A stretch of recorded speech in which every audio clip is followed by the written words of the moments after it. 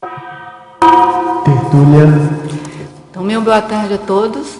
Hoje é dia 3 de outubro de 2013, é uma quinta-feira. O verbete é de número 2799. Ele tem 6 páginas, 46 logias e 16 máximos. O título, o tema é Paradoxo do Auto-Engano.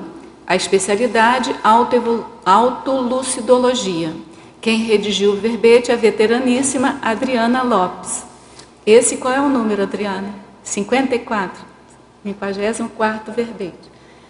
A Adriana Lopes, ela é graduada em Engenharia e Psicologia, pós-graduada em Análise de Sistemas, especialista em Psicologia Clínico-Institucional, brasileira, natural do Rio de Janeiro, capital, voluntária da Conscienciologia desde 1995, docente em Conscienciologia desde 1999, consciencioterapeuta de 2000 a 2007, tenepsista desde julho de 2002 e EPICOM desde julho de 2010.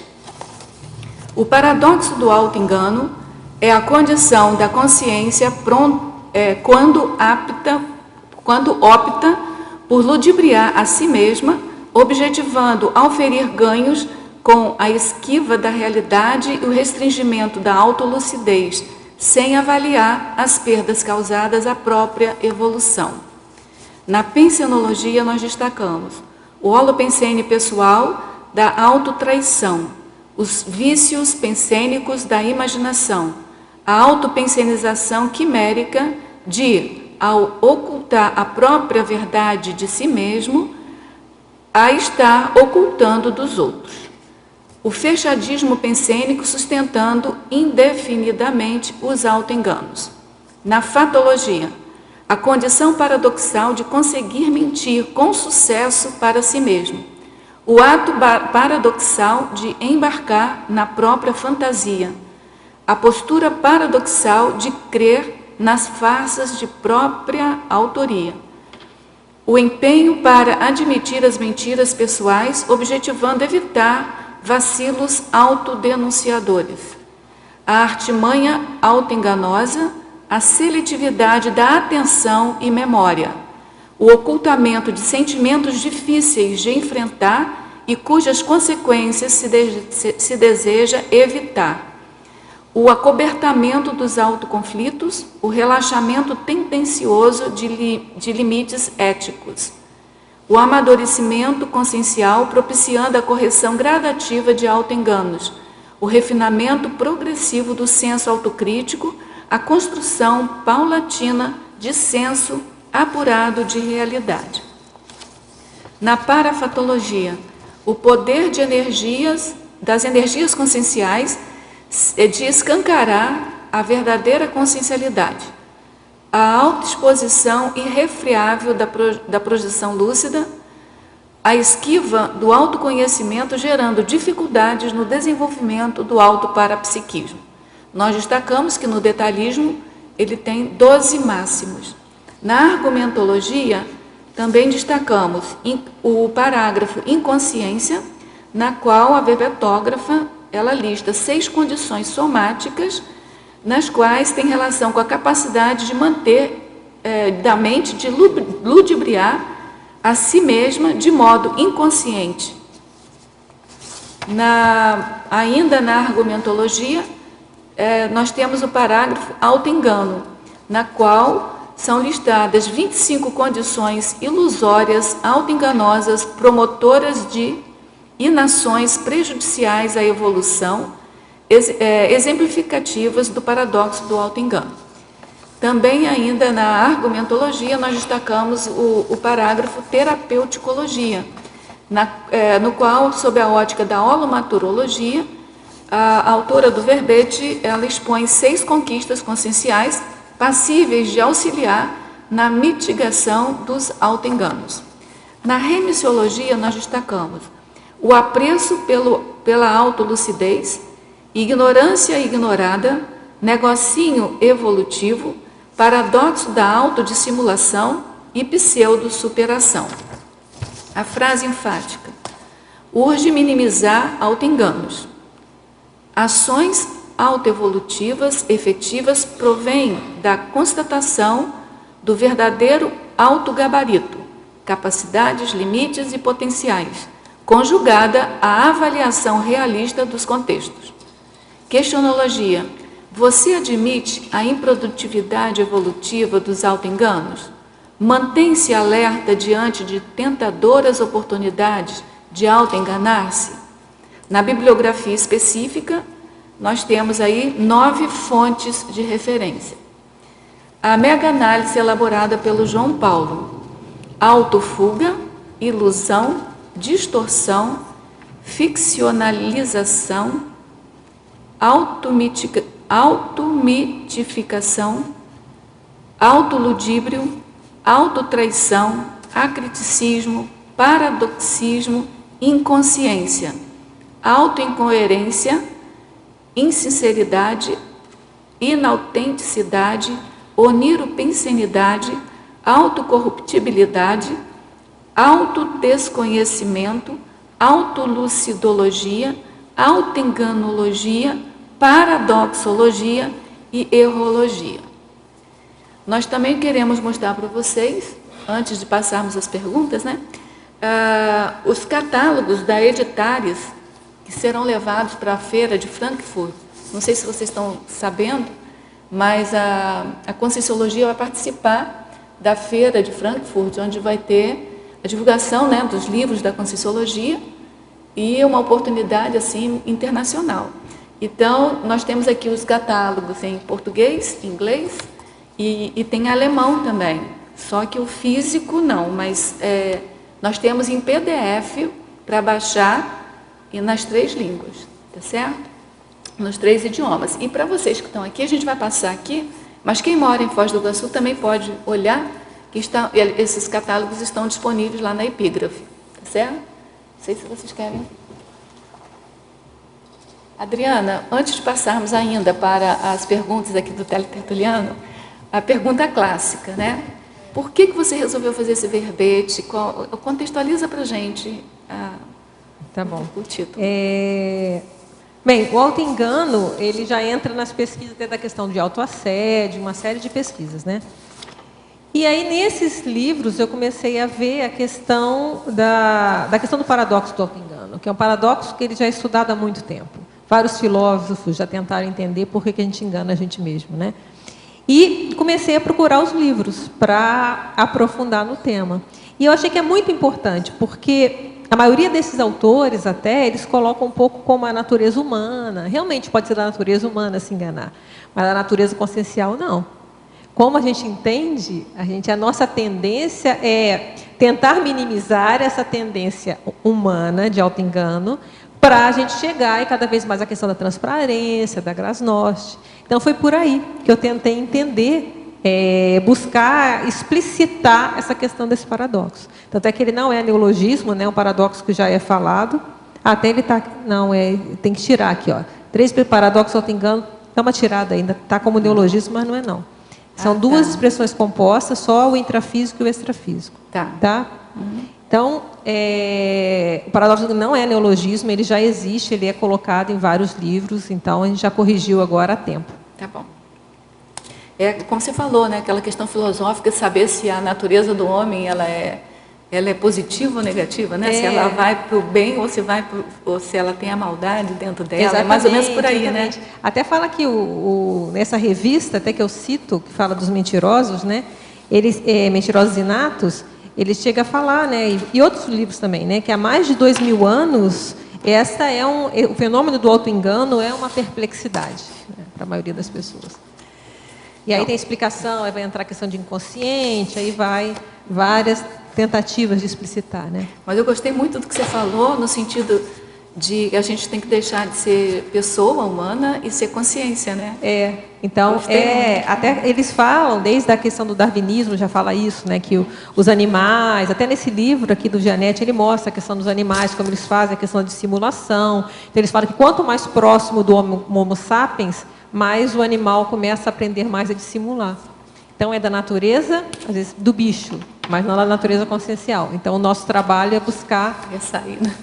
Sair, deixar cada vez mais de sair de ser o bichinho, né? Deixar de ser bicho. E começar a ser mais transparente, né?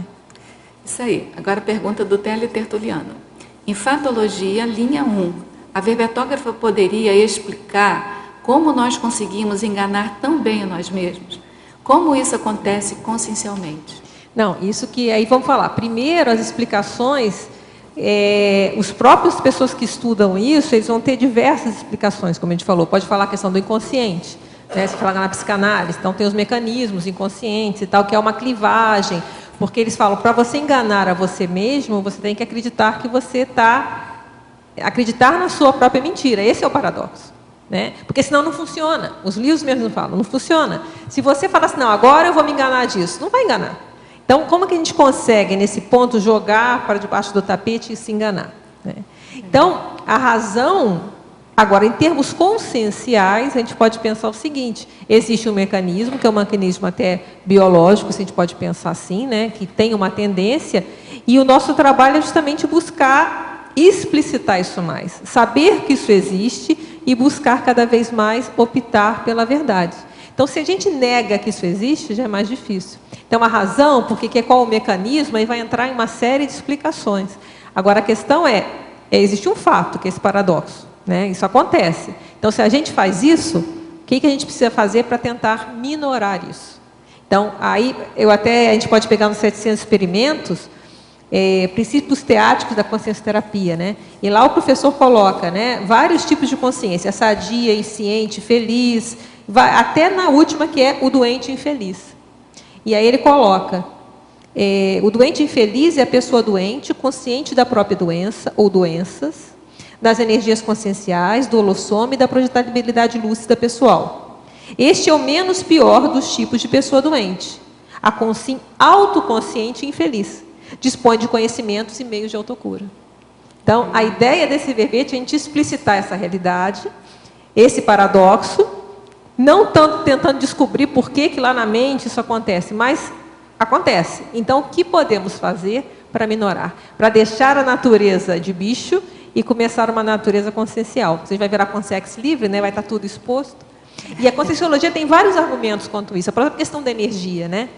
Eu coloco aqui num princípio... Não, no princípio não. Aqui mesmo, olha. Na pensenologia, né? A autopensionização quimérica de ocultar a própria verdade de si mesmo e estar ocultando dos outros. Então, isso é uma coisa do senso comum. No própria revista fala isso, né? Que as pessoas se enganam, uma das justificativas que eles colocam aqui, que a pessoa se engana porque, enganando a si mesmo, está enganando todo mundo.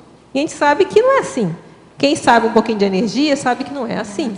E não precisa nem de energia, né? Quem tem um olhinho um pouco mais clínico, a gente vê aquilo que a pessoa está tentando ocultar. Então, isso já é uma balela, uma falácia. Então, em função disso, a preocupação da gente pensar sobre o tema, né?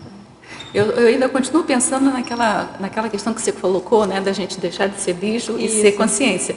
Aí eu estou pensando nessa coisa da cientificidade. A cientificidade, com o princípio da refutação, ele procura a mentira na verdade, né? E a pessoa que é auto-enganador fica procurando a verdade na mentira. Exatamente. Né? Então tem que inverter isso, ao invés de procurar a verdade na mentira, procurar a mentira na verdade, né? Porque não existe verdade absoluta, né?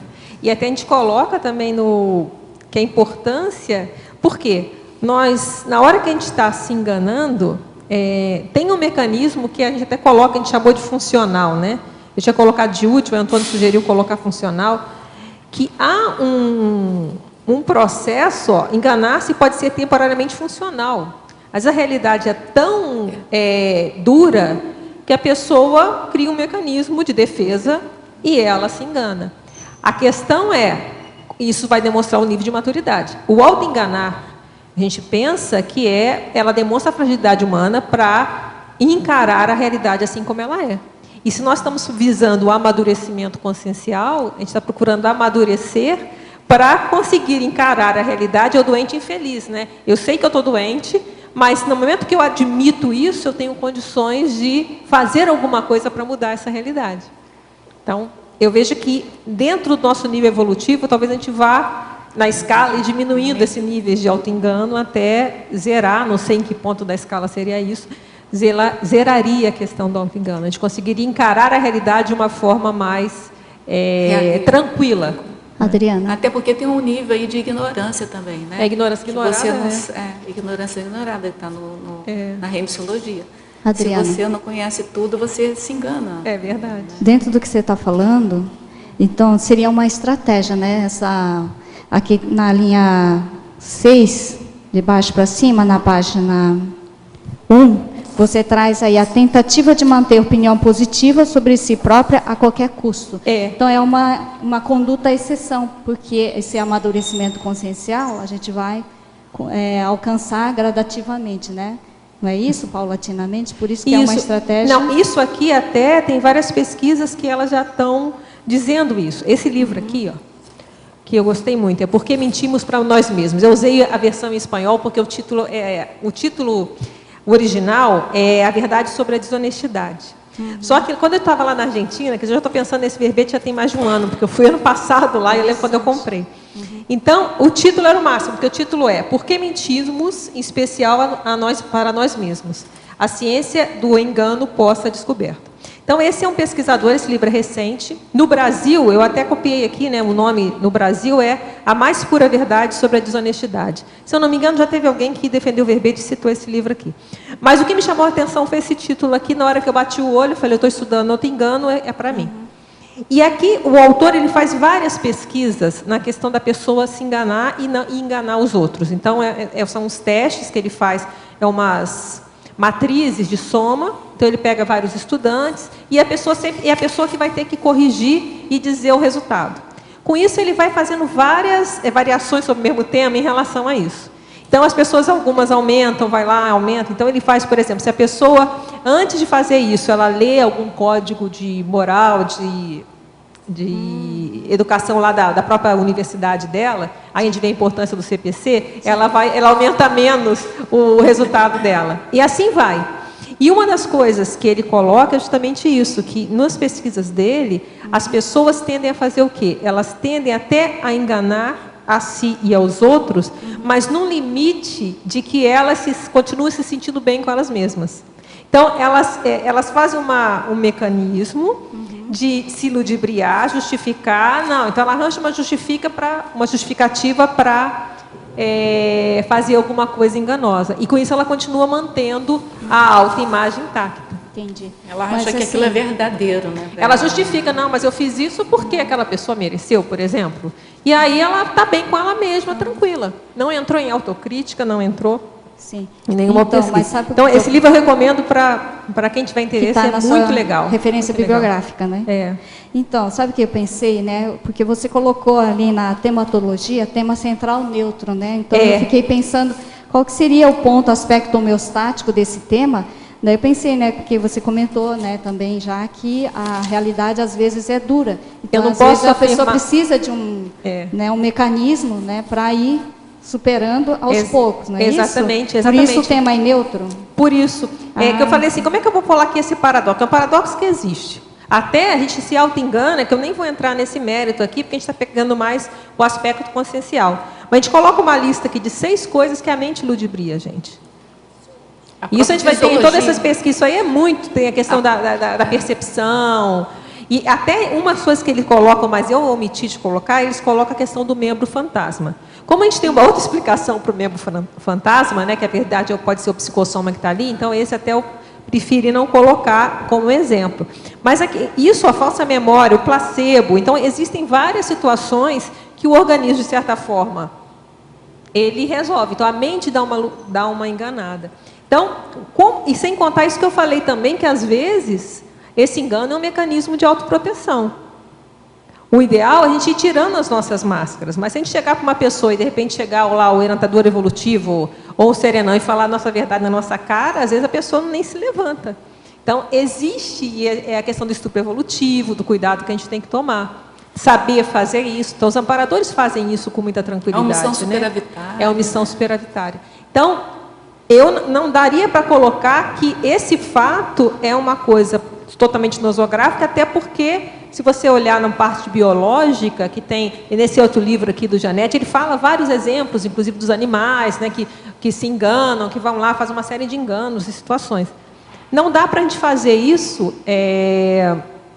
se tem uma funcionalidade. O problema é que é uma funcionalidade num nível de maturidade.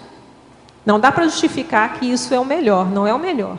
Pode ser temporariamente funcionar, mas eu entendo que se nós estamos buscando cada vez mais sermos lúcidos, a gente tem que cada vez mais ver a realidade como ela é. Senão como é que a gente vai conseguir largar essas ilusões, largar essa casca aqui e viver a vida na realidade, né? Então, a própria vida humana já é um auto-engano. É uma ilusão. Né? Não, a vida humana é um auto-engano. Não, mas ela é, né? A gente tem uma série de auto-enganos aqui, né? Então...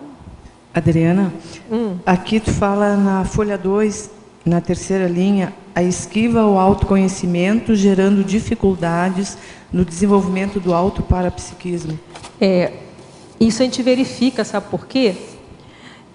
Na hora que a gente começa a trabalhar com as energias, ou começa a aumentar o parapsiquismo, já começa a descortinar um véu muito grande. A gente começa a ver mais a realidade como ela é, não só dos outros, como a nossa.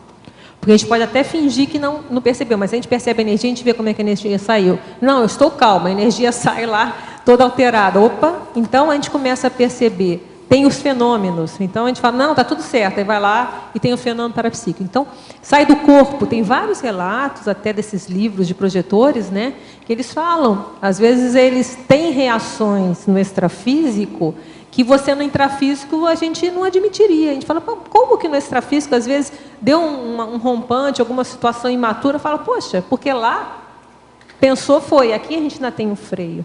Então, o parapsiquismo, as projeções, elas nos mostram a nossa realidade. Então, as nossas reações ficam mais demonstradas, mais claras. Então, se a pessoa excessivamente quer se enganar, ela não quer ver nada, ela vai ter dificuldade. Porque como é que ela vai começar a perceber energia? Vai ver, ela talvez está se achando, né? Tem pessoas que têm o auto-engano para mais, né? Então, é megalomaníaca, acha que é o ó do bobó. Aí vai ver a energia e vê que a energia não está tão boa assim. Vai ver que, opa, peraí, eu saí do corpo e não estou indo para um lugar muito satisfatório. Então, vai mostrando a realidade. Aí eu volto para o doente infeliz. É melhor você ver onde está a doença para poder fazer alguma coisa por ela, do que ficar vivendo enganado. Não, está tudo certo, está tudo certo, está tudo certo. Tem aquele livro, né, Eu Voltei, que ele é muito interessante, né? Eu até trouxe ele aqui, eu já citei ele outra vez, né, que é justamente um senhor, né, que ele trabalhava, ele era todo positivo, que ele se achava que estava todo positivo, e na hora que ele dessoma, ele vai vendo que o estado dele não estava tão bom como ele achava que estava. Então, tem a questão até do próprio psicossoma dele, né, que ele vê que estava mais escuro, ele olhava, por que esse meu psicossoma aqui não está claro? Né? Pensava que estava cheio de brilho e não estava. Então, é um exemplo para a gente pensar. Então, quanto mais a gente tentar se conhecer melhor, menos decepções, inclusive extrafísicas. Então, eu vejo uma relação direta com o parapsiquismo, viu? Adriana, estava pensando aqui, é um outro paradoxo, mas talvez você já esteja em algum lugar, de a gente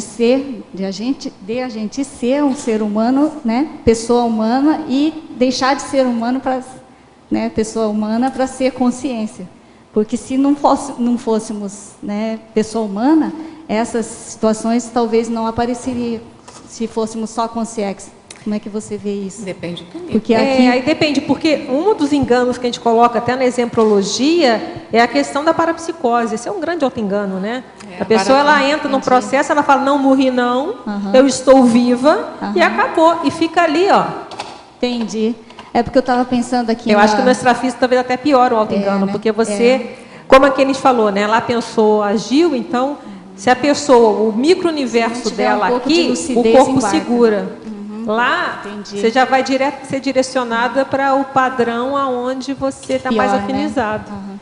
E então, aí pode entrar naquela fantasia. Tem aquele filme, O Amor Além da Vida, né, que mostra bem isso, né? Tirando todas as partes lá de exagero, mas é bem claro na hora que a suicida, né, ela cria uma fantasia lá para ela, um mundo para ela. Então é mais um motivo para uma necessidade, a necessidade da gente ainda ter que ressomar nessa dimensão. É uma benção em certos casos, a ressoma né? Ó, o esquecimento, ele tem uma razão de ser. Então, a gente vem para cá e esquece, porque se a gente lembrasse, às vezes, de tudo que a gente... da nossa situação real, a coisa fosse pior. Então, a gente volta... É um engano, né? A gente esquece todo o nosso passado, a gente vive aqui como se... zeramos tudo e não zerou nada, né? A parafisiologia já faz isso, já faz você esquecer para resgatar de você, é o que a gente aprende no Projeciologia, para resgatar o que a gente tem de melhor. Para tentar, né? Uma tentativa a mais. Então, isso já é por si mesmo. A gente zera tudo, né? Então, quando o nascer, a gente tem essa ilusão que zerou tudo. A gente sabe que não zerou nada. O que a gente tem de dívida continua. Mas a gente é como se zerasse tudo, começamos do zero de novo, né?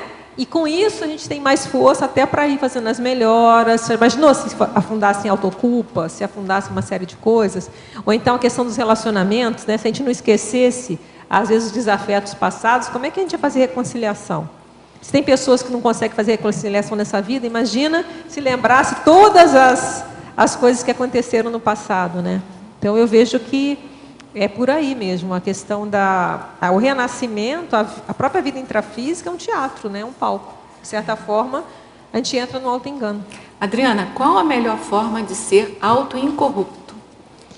Olha, a primeira coisa é ficar atento a nossos atos e refletir sobre eles. Porque, por exemplo, o CPC ajuda muito nisso. Se você tem aquilo que você já sabe, que você acha que não é bom para você, então você tem que tomar a decisão, eu não quero mais isso para mim. Agora, tem que primeiro admitir isso, né? Admitir aonde que se pode estar se enganando, aonde que pode estar tendo autocorrupção. Porque se a pessoa não admite, ela não vai resolver nada. Se admite onde pode ter um engano, que há essa possibilidade, a gente questiona. Então, é o que a gente coloca aqui e essa listagem aqui, essas 6, elas não foram tiradas só da minha cabeça. Ela tem também, vários são citados. Por exemplo, a questão da autocosmoética, é colocado no próprio livro lá, que via que as pessoas, quando tinham, elas relembravam dos princípios dela, elas enganavam menos. Então, muitos desses estão citados nesses livros de alguma forma, não nesse nível de organização. Então, a primeira coisa é que a gente fala, ó, a pessoa tem que ver que isso é possível. Então, se ela sabe que é possível ela estar se auto-enganando, que não deixa de ser que pode pensar que é uma autocorrupção, ela vai poder questionar algumas coisas. Peraí, mas eu estou tão convicta dessa situação, peraí, será que é isso mesmo? Pode ser que seja, pode ser que não. Então, é essa abertismo, essa flexibilidade para a gente analisar situações que eu vejo que é o caminho da gente chegar na incorruptibilidade. E sabendo que é um caminho longo. Na Fatologia, página 1, quarta linha, você traz a alienação quanto à própria realidade consciencial. Meu pai tem 76 anos e nunca foi muito interessado em autoconhecimento. Teve um AVC em fevereiro de 2013 e desde então sentimos que está meio alienado. Nunca faz nenhuma leitura e só se interessa por filmes, músicas e computadores. Minha mãe sofre muito pela falta de troca, pois é uma mulher muito estudiosa e interessada em tudo. Sinto que ela acumula muitas pequenas doenças, tipo dor de cabeça, hipertensão e constipação, sempre atrás do meu pai para que ele se interesse por outros temas, sobretudo na nossa própria consciência. De que maneira poderia ajudá-los? Olha, a gente pode pensar uma coisa. Primeiro, você falou que ele teve um AVC, não foi isso? Tem que ver até que ponto isso afetou algum nível às vezes, de atenção, de cognição, que dificulte, às vezes, ficar, por exemplo, lendo um livro, fazer um tipo de raciocínio mais elaborado. Isso é uma hipótese a ser pensada. Pode ser que não e pode ser que sim, tá certo? Isso é um caso. Agora, eu vejo que é difícil a gente querer mudar a pessoa. Eu acho que talvez o melhor para a sua mãe é ela não se preocupar tanto em mudá-lo. Começa a mudar ela mesma, começa ela a ler, começa ela a mudar o ambiente da casa, que ela pode, através do exemplo, ajudá-lo. Porque se ficar atrás da pessoa querendo que mude, é muito difícil. Eu vejo, começa ela a mudar. Começa ela, esquece, deixa ele. Pensa o seguinte, ele está seguindo o caminho dele, que pode ser o melhor para ele naquele momento. Aqui ela fala o seguinte, que ele não gosta de leitura, mas ele se interessa por filmes, músicas e computadores. Mas tudo isso não exige tanta atenção. Não, sim, mas pode explorar por aí, né? Pelo menos ele não está acamado. Então, não tá... às vezes pega, exatamente, às vezes Pode pega um explorar filme por aí. interessante, dá umas sugestões, porque às vezes a leitura, se a pessoa se está com alguma dificuldade de atenção, fica muito difícil. Fica muito tempo concentrado, isso é fato. O filme já é O filme já tem mais imagens, então talvez possa entrar por isso. Tem imagem, som, tem várias... Agora, eu vejo da sua mãe, às vezes, assim, não ficar tão ansiosa, porque às vezes a ansiedade da gente querer ajudar uma pessoa, às vezes a pessoa gera uma reação contrária. Então, ela vai fazendo, por exemplo, se ela pega um filme bom de alguma coisa, um filme que ela acha que é positivo, assiste, chama ele para assistir junto, se não quiser, não tem problema, ela assiste. Começa a ler os livros, começa a trabalhar as energias. Então, a tendência é melhorar o clima da casa e deixar que, naturalmente, pode ser que ele melhore. Agora, não sei se era o caso até de perguntar para o médico se há alguma coisa cognitiva na questão da atenção ou não. Pois é, né? Em função do AVC que você comentou. Se é uma questão de criar o hábito de leitura ou uma questão que já... A questão também é saber se antes do AVC... Era assim ou não, era por isso assim que ou tem não, que ver. porque se já era assim, aí é outra coisa. É natural dele. Porque eu achei interessante que ela citou a questão do AVC, né? Então, pois é. ver se houve uma mudança. Porque às vezes existem exercícios que de cognição. Então, depois do AVC. Então, às vezes tem exercício tem que ver se tem está afetado alguma coisa na cognição dele, em termos de atenção. Aí tem que ver, aí um especialista que tem que ver. Em Parafotologia, página 2, linha 2, verificamos o poder das energias conscienciais de escancarar a verdadeira consciencialidade. O que exatamente você está querendo dizer com isto? As ECs seriam nossos para-olhos? Elas, não sei se elas seriam os para-olhos, mas é o nosso cartão de visita, né? As nossas energias, elas mostram quem nós somos para quem tem olhos de enxergar. Então, a pessoa ela não consegue enganar ninguém perto de uma pessoa mais lúcida. Então, aí entra até no verbete que eu já defendi, que é o paradoxo da autodissimulação. Qual é a argumentação ali? Que não adianta a gente dissimular, porque se a gente está querendo dissimular alguma coisa, existem consciências mais evoluídas que estão vendo tudo. Então, a gente está se queimando justamente com o mais evoluído, né? Que não era um bom negócio. Então, mais ou menos por aí. Para quem tem olhos de ver, as nossas energias elas revelam quem nós somos. Então, é isso que eu queria colocar, a verdadeira consciencialidade, o nosso nível, o nosso padrão energético, se a gente tem amparo, se a gente tem assédio, até as nossas reações, a gente pode estar com um sorriso no rosto, mas se a gente está chateado com alguma coisa, a energia vai sair meio troncha. Então, a quem tem olhos de ver, vai perceber. Então, não tem como enganar. Aquilo de falar assim, eu estou enganando a mim, eu estou enganando os outros. Às vezes a pessoa é a única enganada. Ela está se enganando, mas todo mundo está vendo a situação. Então, é por aí que a gente pensou. Em Exemplologia, página 3, no auto-engano extrafísico, como é esta questão? Tenho informações de que muitas consciências não admitem que ainda dessomaram. Isso. Você teria evidências comprobatórias disto? Ou seria apenas uma hipótese? Pergunto isto em face do princípio da descrença que adotamos em nossa ciência. Tranquilo. Olha só, isso tem vários relatos de projetores, relatos de, se você pegar o livro Projeciologia também, tem várias situações que são relatadas. Então, o que acontece? As pessoas, muitos na hora que dessomam, se a pessoa tem um pouco de clarividência, às vezes quando você faz uma TENEPS, o que acontece? Você tem contato com consciências, com aquela energia de muita revolta. Na questão dos centros espíritas, quando tem às vezes uma semi-possessão, ou uma possessão mesmo, né, desobsessão, as pessoas relatam que elas estão lá totalmente obnubiladas. Então, é a questão do paradigma consciencial. Então, não vai ter assim, tem uma pesquisa que foi feita, que tantos %. Não. Mas as pessoas têm vários relatos de pessoas que, ao saírem do corpo, ou a fazer um acoplamento com uma consciência, elas verificam o nível de insanidade dessas pessoas no extrafísico. Então, a gente chama de parapsicose pós-dessomática. Então, eu recomendo você ler livros, tem o próprio Projeções da Consciência, que são as projeções do professor Valdo, tem a própria Projeciologia e diversos experimentos das pessoas verificando essa condição. Então, a pessoa, ela não é o famoso fantasma, né? Ele morreu e não quer saber que morreu. Então, ele fica preso à dimensão intrafísica. Então, esses relatos de fantasmas que a gente tem por aí, às vezes é uma consciência mesmo, que está ali, é o fantasma, né? E ela pensa que ela está ali, está viva e está querendo brigar lá, e quer brigar, às vezes, pelo dinheiro que ela acha que é dela, pela casa que ela acha que é dela, não deixa ninguém ficar lá na casa dela. Então, são inúmeros relatos. Lembrando, o paradigma consciencial não vai ter uma experiência para te dizer exatamente, mas a gente vê vários relatos que comprovam, que chegam a um consenso sobre essa realidade. Eu estou me lembrando aqui daquele livro Viagem de uma Alma, do Richard Pitelier, eu acho que é o nome do autor. Ele narra lá uma coisa que me chocou na hora que eu li, que uma senhora dessomou, ele não fala dessomou, ele fala morreu, desencarnou, não sei o que ele fala, mas enfim, dessomou, e ela plasmou uma casa, uma vassoura, e varria o dia inteiro a casa dela. E eu falei assim, eu não quero essa vida para mim. Nessa época eu não conhecia nada de Conscienciologia, de Espiritismo, não conhecia nada. Mas eu li, né, que me deram esse livro para ler.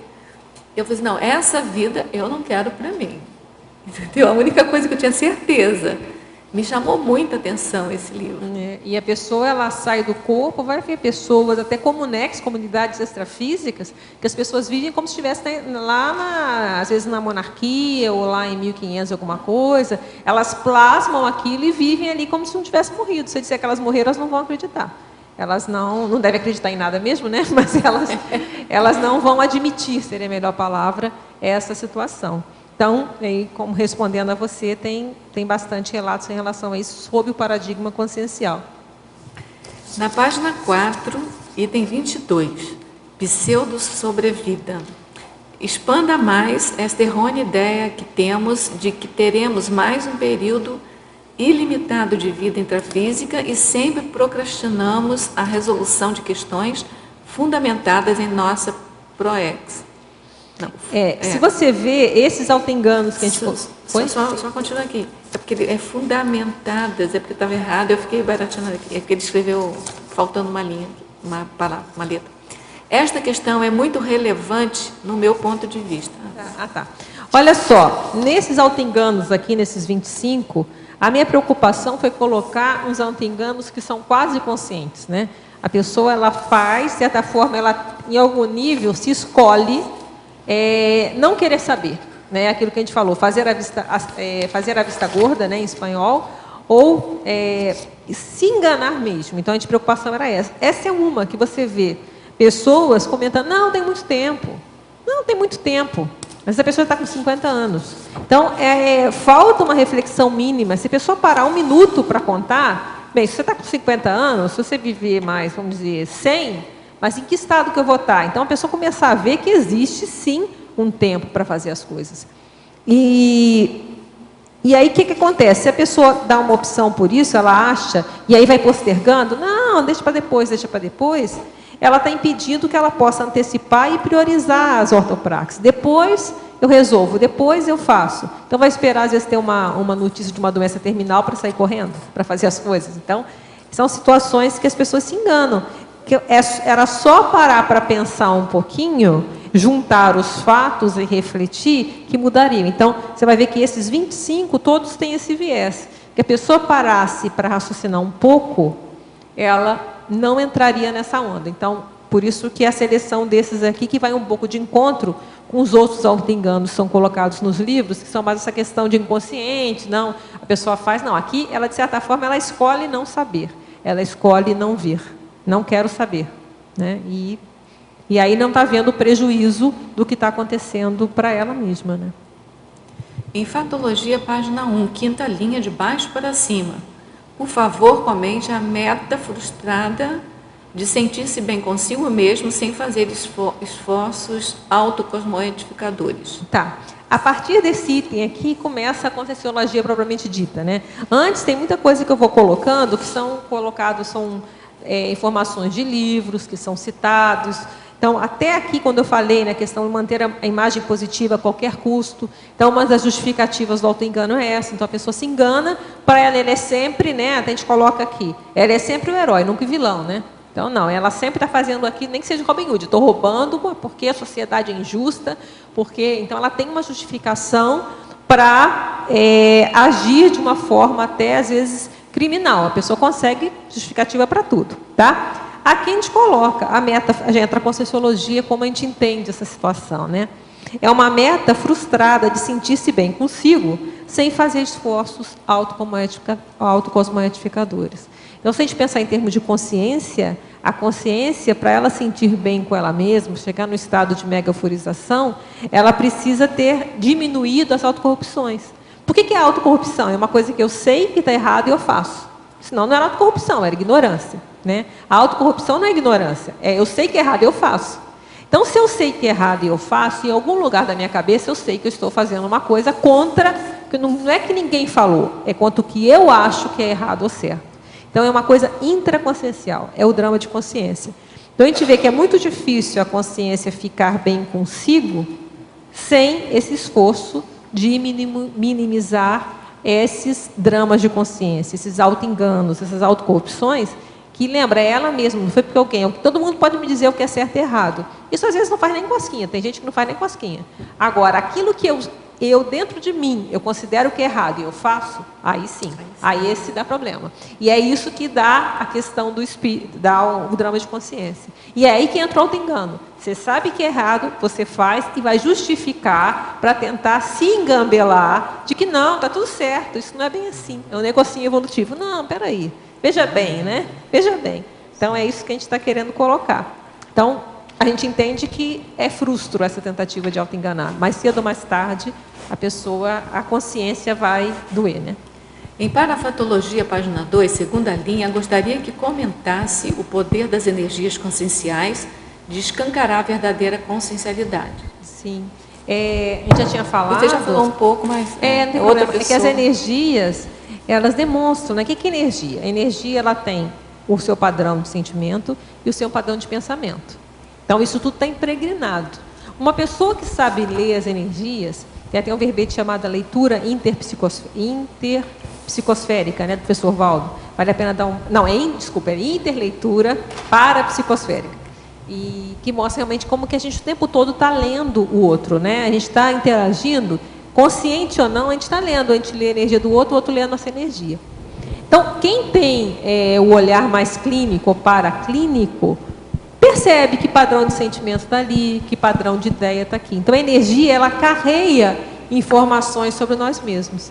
Então, com isso, é muito difícil. Se a gente não está, a gente está chateado com alguma coisa, a gente vai querer fazer cara de paisagem, fingir que está tudo bem, as nossas energias estão mostrando realmente o que está dentro da gente. Então, é isso que a gente está querendo colocar. Adriana, Sim? na página 3, eu não sei se foi perguntado que eu atrasei Sem um pouco. problema. Na sindromologia, poderia explicar a síndrome de Cassandra? Cassandra é o contrário da síndrome de Poliana. A Poliana, a gente até já defendeu aqui, tudo é lindo, né? Então, é um auto-engano, né? Não, está tudo certo, o mundo é maravilhoso, tudo vai dar certo, olha que beleza, os pássaros estão cantando, a vida é uma beleza. Então, é uma edulcoração da realidade. O Cassandra é o contrário, ela está empretejando a realidade, e que também é um auto-engano. Então, ela quer justificar, às vezes, uma série de situações dela, dizendo o mundo não presta, ninguém presta, todo mundo faz isso, este mundo está perdido, e a situação fica realmente complicada. Obrigada. Vou te dar um exemplo aqui, nessa revista aqui que eu falei para vocês, né, que está aí na bibliografia, então não estou preocupada em falar. Aí o autor falou o que eu não concordo, quer dizer, ele fala o seguinte, ó, depois eu vou chegar na questão. Fala o seguinte, isso aqui é de 2005, então são pesquisas que provavelmente foram um pouco antes disso. Fala assim, mentir para nós mesmos pode ser uma maneira de manter a saúde mental, tá? Diversos estudos clássicos a respeito do assunto indicam que as pessoas com depressão moderada, na realidade, enganam menos a si mesma. O quê? É mesmo? Por isso, porque olha só, quem está bem, os normais, é que eles se enganam. É. O deprimido, porque ele não consegue se enganar, então por isso que ele fica deprimido, tá? Então, olha só. Então, ele fala que os deprimidos, eles tendem a avaliar melhor a sua contribuição nos fatos e eles conseguem também perceber mais as intenções dos outros, tá? E aí, no final, o que esse autor fala aqui? Talvez a saúde mental repouse no auto-engano. Eu estou dizendo que eu não concordo, tá? e ficar deprimido resulte de uma falha na habilidade de enganar a si mesmo. Afinal de contas, todos vamos morrer, todos os nossos entes queridos vão morrer, e a grande parte do mundo vive em abjeta miséria. Portanto, quase não há razões para ser feliz diante desse cenário. Cassandrismo, de certa forma. Tá certo?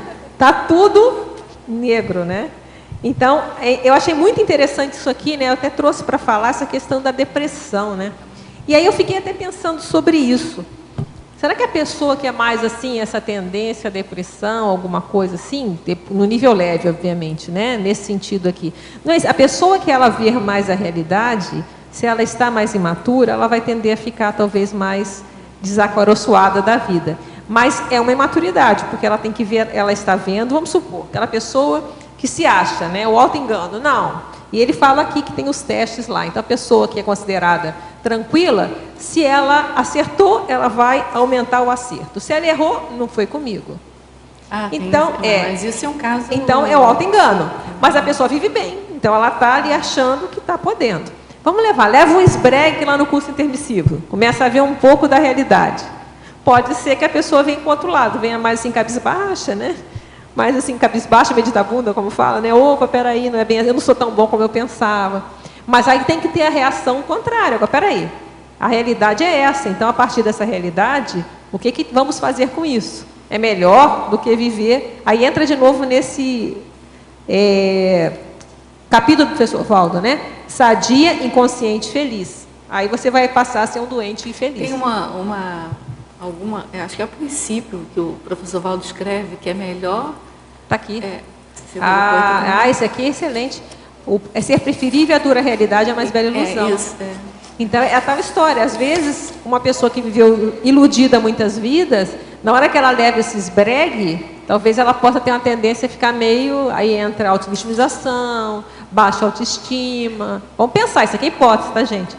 E aí fala assim, peraí, porque ela está vendo que ela também não é aquele ó do bobó que ela pensava que era. Mas também não é também tão ruim, né? Tem que entrar no caminho do meio. Aí entra com essas metrites, conhecer melhor, para ver não só o que você tem de bom, mas também o que você tem de mal e o que você tem de bom. Ver os dois lados, né? E aí tem aquele conceito da crise evolutiva também. A crise. Porque o momento da crise, acho que mais ou menos você fica nesse negócio assim, vai que não vai, né?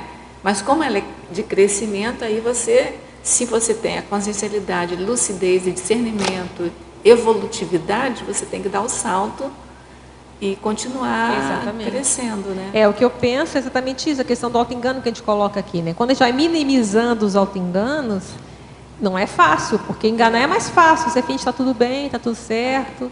Não, se você vai minimizando, você vai ver na realidade sua e dos outros. E aí, como é que eu vou lidar com isso?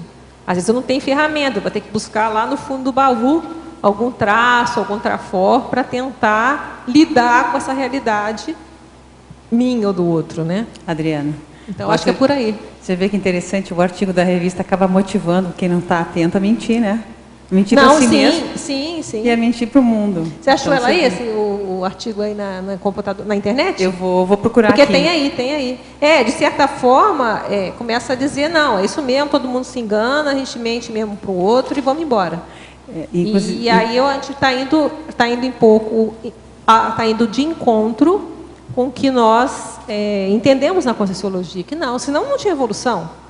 Se auto-engano fosse bom, não, a gente tem que ir desvendando, saber que existe isso, que é um mecanismo, inclusive, da mente nossa, que faz aquelas tramóias com a gente. Então, por exemplo, a gente coloca a questão do registro, né, uma coisa simples e que é muito comum, né? Atira a primeira pedra, né? Você fala assim, não, vou escrever depois, confia na memória. Tem um fenômeno, não, vou registrar depois. Aí depois já esqueceu, o negócio já foi, não lembra detalhe, às vezes distorce. Então, é um auto-engano. A pessoa está careca de saber que a memória se esvai, né? Você teve uma projeção agora, voltou para o corpo, deixou para anotar daqui a 15 minutos ou daqui a 20 minutos, metade já foi embora. Então, é essa preocupação que a gente bate tanto do registro e que a gente não, minha memória, vou lembrar tudinho. Está careca de saber que não vai lembrar, né? Porque a gente já tem várias experiências de que daqui a pouco já apagou tudo. E às vezes a pessoa continua se enganando. Não, vou escrever depois. E De novo, Adriana. lembra, só para complementar, de novo, lembra aquela questão, quando você começou a tertúlia de hoje, do homem querendo passar Para a natureza consciencial. Esse artigo mantém o homem enquanto bicho. Perfeito. Não é? Perfeito. Mas a gente não tem a visão, como é a visão intrafísica. Você Uma vai morrer, visão todo mundo vai intrafísica. morrer, e realmente desesperador. Pensa bem. Você vai morrer, todo mundo vai morrer. O que eu estou fazendo aqui? Se a gente não tem essa visão, que é uma visão autocomprovada, lembra do amigo lá da pergunta que falou da princípio da descrença, né? Que se você começa a perceber as suas energias, você vê que não é essa realidade, não é só física. Aí você vai lá, começa a mexer com as energias, sai do corpo. Você vai ver que você está lúcido como está agora e está vendo o extrafísico. Então você vai tendo autocomprovações que te mostram que não é assim, que você não é só bicho. Você tem uma parte bicho, que faz uma influência danada, que a gente tem que tentar minimizar, mas nós não somos bicho. Agora, isso vai de encontro com a tua página 3. Eu não sei se você já falou a tua listagem ali de inconsciência. Você trouxe 6 itens. Eu queria que você falasse sobre a falsa memória, que acho que é isso, né? O preenchimento falacioso. A falsa memória tem até livros contra isso, né? Que a gente tende a preencher lacunas da memória e você cria ali uma historinha e você preenche. Tem uma coisa que aconteceu comigo que chega a ser impressionante. Foi um fato que aconteceu, né? Uma situação lá de soma de uma pessoa muito querida. E eu criei um quadro na minha cabeça. Eu não vi o quadro, eu não vi a cena. Mas se você me dizer, eu tenho a cena na minha cabeça. Então, eu falei, gente, eu inventei isso aqui. Eu estou lúcida que eu inventei. Eu criei. Se você me fala da situação, eu sei a cena, como é que está, eu sei tudo. Eu não fui fora do corpo, não. Você criou para... Como você fica com aquele gap de informação... Mas você confirmou se isso tem alguma veracidade? Essas coisas eu nunca nem mexi, não. Mas Porque de repente você não criou. Mas como foi de dia, foi difícil. Teria que confirmar. Mas, de qualquer forma, é um exemplo de que você cria uma imagem e tem um buraco ali, aquele buraco está preenchido. Então, isso eu estou lúcida para isso, porque eu sei que eu não estava lá, não estou doida ainda, tá certo? Mas quantas outras, por exemplo, de infância, que a gente vai lá e... Por isso tem tanto cuidado na psicologia, né? Com a questão da criança, questão principalmente de abuso sexual, tem toda uma técnica para você tentar pegar a informação, senão você acaba induzindo, cria uma falsa lembrança de uma situação na criança. Então isso é muito sério, isso a psicologia estuda bastante. E tem vários casos que eu já li nos Estados Unidos, assim, de pais terem que serem chamados na polícia para depor, fazer inquérito, porque a criança começou a criar uma falsa memória de que teria sido abusada por eles por causa da conversa com o psicólogo. Não sei aí se tem alguma causa, assim, da onde a origem da coisa, né? Por que se foi falar isso Mas assim, os pais realmente não fizeram nada, entendeu? A criança... tem histórias assim, histórias graves, inclusive, no Brasil disso. Então, até que a psicologia tem todo um cuidado em relação a isso. Então, o que a gente está querendo dizer? Essa é uma coisa que a psicologia já estuda. Tem até livro, tem um livro recente, que eu não estou lembrando o nome aqui, que fala só da questão da falsa memória. Não sei se o título chama falsa memória mesmo, realmente me faltou trazer.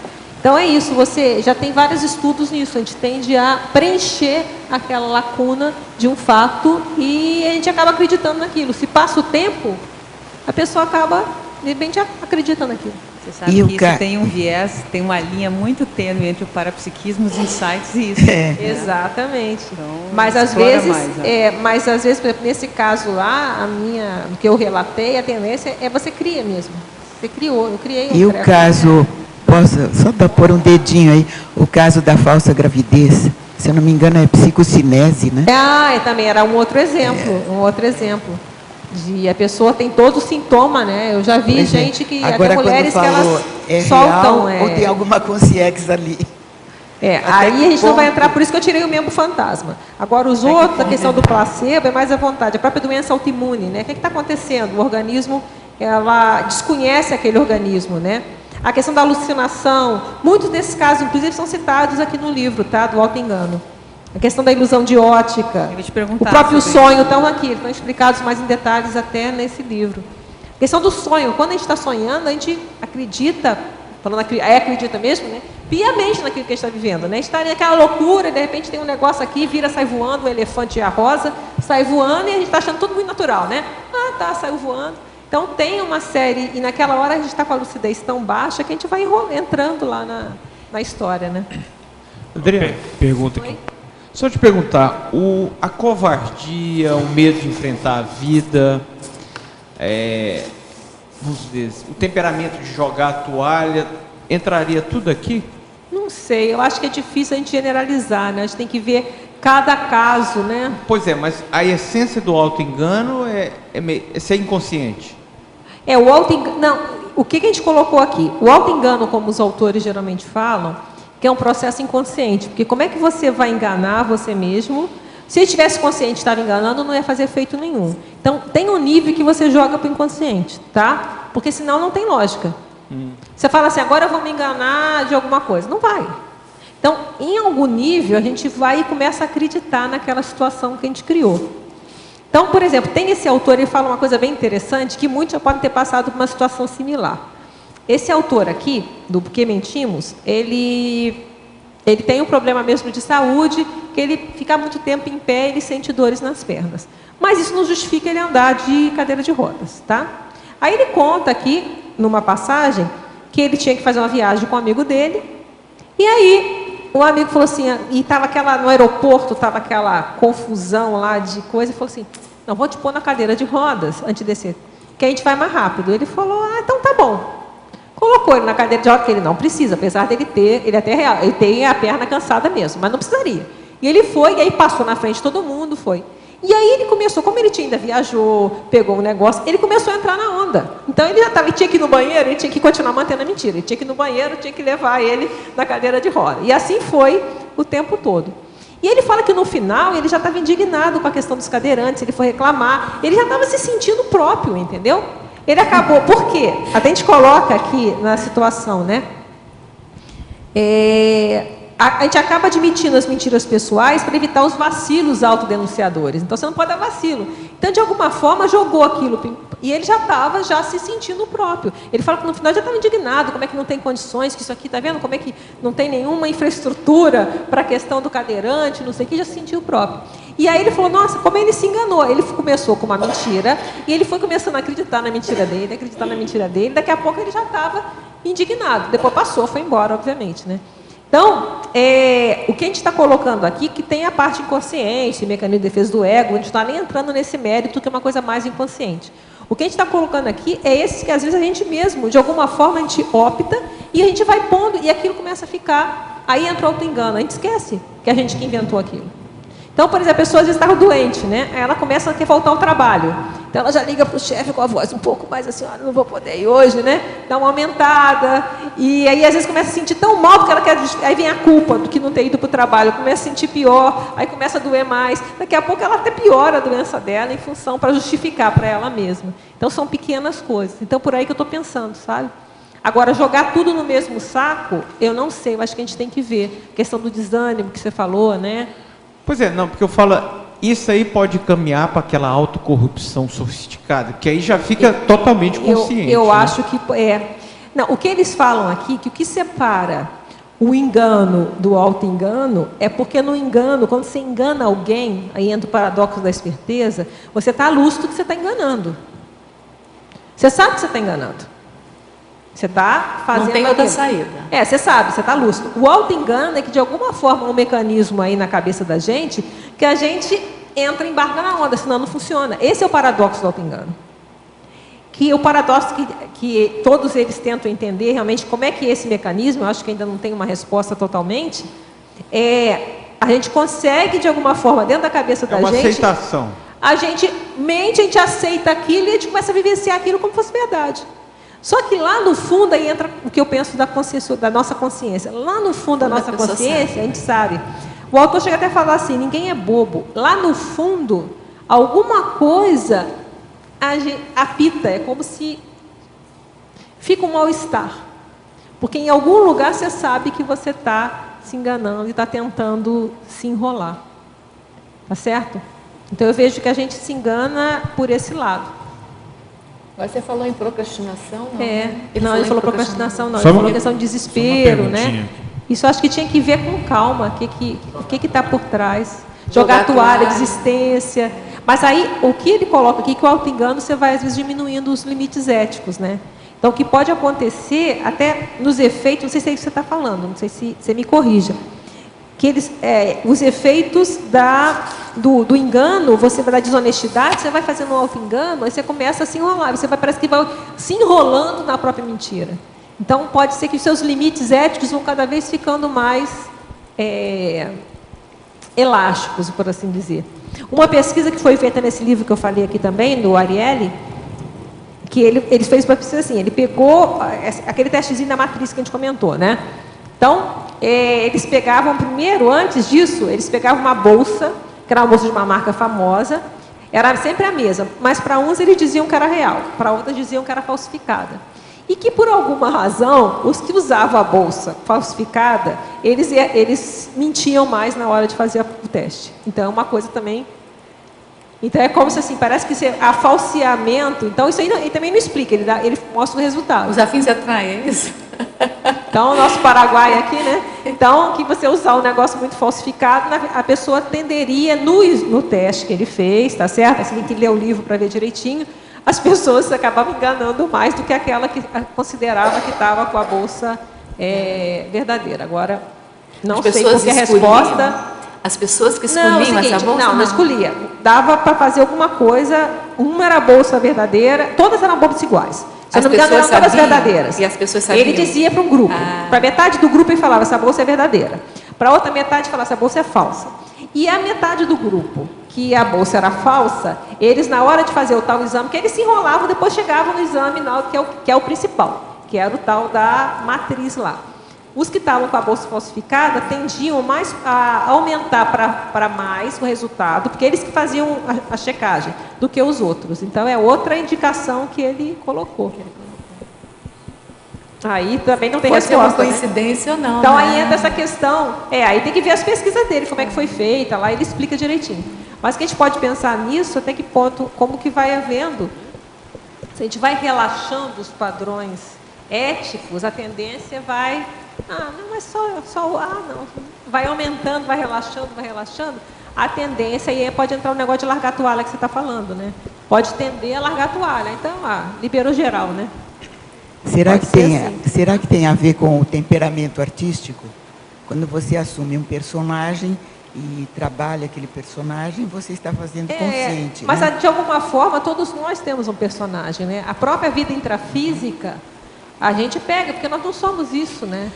Nós somos consciências muito além do que nós apresentamos no intrafísico. Independente de ser homem, de ser mulher, de ser da etnia que a gente tem. Então, na verdade, então nós somos de certa forma, se a gente pensar, na hora que a gente verga um corpo físico, a gente entrou num palco intrafísico, né? A gente tem um papel a representar. Um papel de mulher, um papel de homem, mulher de professora, aí entra a profissão que você assumiu. E um dos enganos que a gente fala aqui é a pessoa que ela se identifica plenamente com esse papel, com essa máscara social. Então, na verdade, uma das ilusões extrafísicas é isso, a gente é muito mais do que ser homem, do que ser mulher, do que ser brasileiro, do que ser isso tudo. A gente está muito além disso tudo. Então, a gente coloca isso aqui na pseudo alguma identidade, se eu não me engano o nome. Padre? Sim, depois eu só vou achar aqui, depois a gente vê onde que é. Que a pessoa, ela se identifica com as próprias máscaras sociais. Fala. Eu quis te perguntar duas coisas. Tá. Primeiro, eu vejo que isso que você está trazendo é muito sério, e o mais sério ainda é quando a pessoa realmente sabe, tem noção que ela está se enganando e ela mantém aquilo por N razões. Eu queria que você falasse sobre essa diferença fina entre uma clarividência, uma percepção, algo que pode ser errôneo, mas que não chega exatamente a ser um auto-engano, é um erro de percepção, né? Não entraria no quadro de auto-engano daí, a pessoa realmente aprendeu diferente, ou ela talvez aprendeu e formou um resultado muito rápido, muito superficial, e já fechou algo sem realmente chegar. Mas aí não deixa de ser, aí depende de como ela lida. Em relação a essa situação, quer dizer, eu concordo com você, que isso é diferente. Se eu interpretei uma coisa pela minha ignorância, como a gente falou, a ignorância é diferente da autocorrupção. Sim. Eu não sei o que é certo, então eu estou errando ali porque eu estou achando que eu estou certíssimo. É ignorância. A autocorrupção, como a gente entende, é porque eu sei que é errado, porque eu, dentro de mim, eu já considero isso errado, mas eu vou lá e faço. Então, isso é autocorrupção.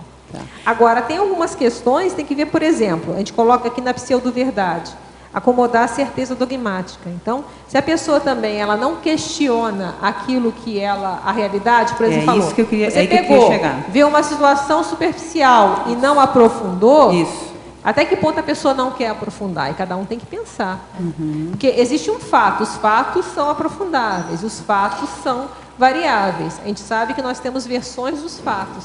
Se a gente pega uma versão do fato e se afia nesta versão como uma verdade absoluta, até que ponto não é um auto-engano? Mas aí a gente tem que pensar, são nuances, né? Sim. Aí, igual a questão da parapercepção em relação à clarividência, a gente até coloca uma aqui, né? Pseudo-parapercepção. A pessoa que é indubitável, ela tem uma parapercepção, não, isso é indubitável.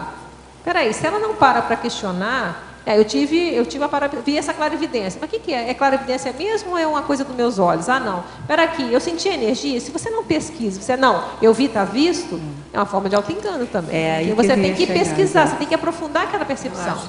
Eu acho que isso ocorre muito aqui. Sim. A pessoa pega uma coisa e dá, não. Veio para mim, então o que veio para mim já é o amparador, é a intuição, é tudo certo. Isso é um fato. Não, isso não é um parafato. Isso é um indicador que a gente vai estudar e ver se isso é um parafato. Então, aí entra o senso pesquisístico, entra o princípio da descrença, como foi colocado. O princípio da descrença, a gente vai ter nossas experiências, vai ter aquelas experiências que são autocomprobatórias, que a gente vai ter certeza, mas depois da gente ter pensado, refletido, chegado a uma conclusão, e lembrando que toda verdade é relativa de ponta, como a gente fala. Então, até o momento, isso é uma verdade para nós. Ponto. Eu queria que você também falasse sobre o item número 13, a pseudo-harmonia. Aí você tem um verbete pessoal muito bom, chamado pseudo-harmonia, né? Que é, se a pessoa ela acha que é inevitável uma concórdia absoluta, então todo mundo tem que viver bem o tempo todo. O que acontece? Em primeiro lugar, é um fato errado, porque não existe isso, concorda? A harmonia não quer dizer que é uma concórdia o tempo todo. Se houver concórdia o tempo todo, alguém está sendo subjugado por outrem, não é? Porque tem que ter diversificação de opiniões. Então, com isso, o que acontece? Isso vai impedir empenhos reconciliatórios, porque se a pessoa... Não, então tem que ter a concórdia absoluta. Se a pessoa errou comigo, acabou, tirei do meu caderninho, não é? Então, daqui a pouco todo mundo está fora do caderninho, né? Porque ela não vai ter nenhum empenho de tentar recuperar. Peraí, aqui não funcionou, aqui não foi legal. Vamos tentar clarear essa situação. Então, isso faz um processo de reconciliação e de recomposição. Se a pessoa acha que só existe concórdia absoluta, ou está comigo ou está contra mim, acabou. Não vai ter. E aí entra aquela situação, né? Vai perpetuar desavenças e desafeições, porque aquilo não vai ser resolvido. Então, é uma forma de auto-engano também. A pessoa achar que é uma coisa mais cômoda, né? Então, é mais cômodo, eu não preciso ter trabalho. Então, eu não encontrei, mas eu vou encontrar. É o mito da alma gêmea, né? Existe um parceiro ideal, aí tem no mito do amor romântico a gente fala isso, né? Existe um parceiro ideal que na hora que eu encontrar, tudo está bom, vai ser harmonia absoluta, não vai ter nenhum problema, vamos viver felizes para sempre, num estado de harmonia máximo. Nunca vai encontrar ninguém, vai ficar sozinha aí durante vidas. Não existe, né? É uma questão... Então, é mais ou menos por aí. É um engano dessa questão de achar que existe essa concórdia absoluta, ainda mais assim, espontânea, sem nenhum esforço. Deixa eu só aproveitar, então, o item anterior, o 12, pseudogenialidade. Não sei se você já falou a isso aí é complicado. Existem pessoas que se acham muito mais inteligentes que a média. Isso é muito perigoso. Porque, obviamente, existem pessoas que são mais inteligentes que outras, isso é fato, já tem consciente de QI que diga isso. Mas às vezes, mais inteligente naquele ponto, naquele tipo de inteligência, naquela situação. Existem outras coisas que outras pessoas podem até ter mais inteligência que ela, tá certo? Então, se a pessoa hiperdimensiona, o que acontece? Ela se acha, ela não vai ouvir a opinião de ninguém, porque ela está se achando. Então, ela já acha que ela é o ó do bobó. Aí entra a douta ignorância, né? Sei tudo, estou por cima da carne seca. Qualquer outra ideia que venha, aqui, ó, a gente fala na pseudo-inteligência, né?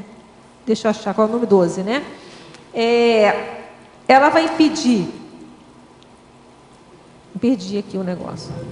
Qual é o número? 12? 12. Ah, sim. Impede intercâmbios instrutivos, porque ela não vai ouvir ninguém. Então, não tem intercâmbio. Se ela se acha muito ó do bobó, ela está por cima, a pessoa vai falar com ela, vai entrar por aqui, quem é você? Qual o seu título? Você é o quê? Então, quer dizer, a pessoa ela não vai nem querer ouvir o que a outra tem a dizer. Então, ela está perdendo um monte de intercâmbio instrutivo e vai perpetuar arrogância e monovisão. A pessoa tende a se fechar. Então, é um auto-engano, porque a pessoa ela pode realmente ter um QI assim, lá em cima. Lembrando que o próprio quociente de QI, ele é questionável, porque tem a questão cultural, tem uma série de fatores que estão ali, a gente não está nem entrando nesse mérito. Mas existem pessoas mais inteligentes que outras? É óbvio que existem. Mas tem que lembrar que é naquela situação, às vezes naquela condição. A própria teoria da inteligência múltipla já mostra isso, né? Naquilo a pessoa pode ser realmente formidável, muito boa. Mas e as outras coisas? Às vezes, se ela ficar só naquilo, ela não está vendo uma série de outros fatores que poderiam complementar o conhecimento. Então, aí vem aquela arrogância do saber e acabou. Se perdeu. E a gente vê muitas pessoas, às vezes, que são extremamente até inteligentes, mas que com isso acaba se fechando, não faz nada, entra no perfeccionismo e fica num processo assim de autismo violento, não interage com ninguém, não troca, fica num processo bem grave mesmo. Então isso aqui é bem danoso também, essa arrogância do saber, né? Adriana, o dar o jeitinho brasileiro seria um exemplo também, né? Talvez no... o jeitinho brasileiro é a cultura do engano, né? De você...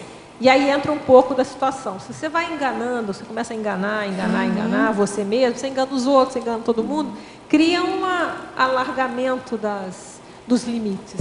Talvez, isso aí não é bom. Talvez, gostaria de sugerir para você, talvez acrescentar na maniologia, não sei o que... O que colocar? Mania de dar o jeitinho brasileiro. Eu não colocaria em mania, poderia colocar em exercício, a cultura. Porque eu coloquei aqui, a leniência autocorruptora na cultura do engano. Estaria aqui dentro. Poderia até. Tá. Quando eu falei da cultura do engano, eu estava pensando nisso, a questão de você enganar os outros. Isso é muito sério, né? E infelizmente no Brasil tem um pouco isso, né? Está melhorando bastante, mas tem. Foi lançado, né, o livro do Hergerson, né? Ele escreveu sobre o jeitinho brasileiro. É, muito sério. E o que acontece? Quando a gente vê, quando vai no exterior, há uma tendência as pessoas confiam mais umas nas outras, né? Até em loja, e não sei se ainda está assim na era das Conselhos, se ainda está a condição assim. Mas né, aquele negócio que você põe o dinheiro, você abre aqueles jornais todos, pega um jornal, fecha e vai embora. Então, há uma coisa que no Brasil... Não dá. E a gente começa a ter uma cultura aqui que você começa a lidar com os outros como que o outro está querendo me enganar, né? Cria essa situação do jeitinho, é muito complicado. Gera um holopensene de desconfiança. Enquanto que o ideal é que a gente conseguisse, em outras culturas, eu não sei não sei se ainda mantém isso, há mais um holopensene da confiança. A pessoa confia uma nas outras, né? Na verdade, essa coisa do jeitinho, né? É mais assim, em si mesmo não é auto-engano, em si é ter-engano. Só que o auto-engano está na medida em que ele acha que ele pode enganar o outro. Aí entra o paradoxo da esperteza. O paradoxo da esperteza é um auto-engano. Você acha que está enganando. E às vezes a pessoa que engana, ela está achando que ela está por cima do obó. E aí está todo mundo vendo, ela está se enganando. Aquele vergonha alheia, que é uma gíria agora que o pessoal fala, né? Vergonha alheia, né? Então, a pessoa às vezes faz um negócio lá, crente está sendo desperta, é vergonha alheia. Você olha que, putz, grila, está todo mundo vendo, né? Tem aqui no Efeitologia o efeito socialmente corrosivo de pequenas transgressões. O negócio vai... E até a gente fala, né, que o senso de moralidade social ele vai construindo na questão da honestidade. Então, cria aquela situação. Tem uma teoria, que até é citado no livro... Vai qualificando o senso comum, né, como você comentou. E já citaram, inclusive, teve uma outra tertúlia que eu não estou lembrando de quem, que é a teoria das janelas partidas. Eu não estou lembrando quem citou essa teoria. Que é aquilo que fala, se você pega um prédio... e quebrou lá uma janela, e você deixa ela quebrada, a tendência o outro vai lá e quebra outra. Entendi. Então, isso já tem, é um livro de 82 que fala isso. Certo. Então, o que acontece? E isso é fato, né? Parece igual na sua casa. Como é que quebra um negócio não conserta, e quebrou, daqui a pouco tem várias coisas quebradas em casa. Se você pega, quebrou, arrumou. Mesmo. Então, eu acho que é mais ou menos a gente pensar na questão do auto-engano. Aí entra na questão de não largar a toalha. Se você também, às vezes, vai se enganando tanto, pode ser uma hora que você larga a toalha. Então, não, assim não. Se você não larga a toalha, se você, não, peraí, conserta. Não, conserta. Eu acho que a tendência é a gente não ir afrouxando tanto. Aí lembra a questão da janela, né? Sim. Adriana, na teoriologia, você traz duas teorias, que acho que complexifica assim, a questão do seu tema. Você poderia comentar? Sim. A teoria da dissonância cognitiva, ela é famosa, a gente coloca aqui, né, tem a fábula, né, do La Fontaine, que as uvas estão verdes, né? Eu acho que muitos devem conhecer, que é a questão da raposa, ela está tentando pegar a uva, quando ela não alcança, ela fala, não, também não estou querendo não, está verde. Então, a dissonância cognitiva é isso, você tem algumas opções de vida. Aí, na hora que você escolhe ou duas ou mais, você escolhe uma, você denigre as outras. Não, também aquela é uma porcaria, aquela... Ih, não. Então, é uma forma de se acalmar em função da escolha, denegrindo as demais. Então, as demais, não, também era mesmo, não era... Então, a uva está verde mesmo. Não era isso que eu queria, né? Não estava afim. Então, isso é essa teoria que é um auto-engano, né?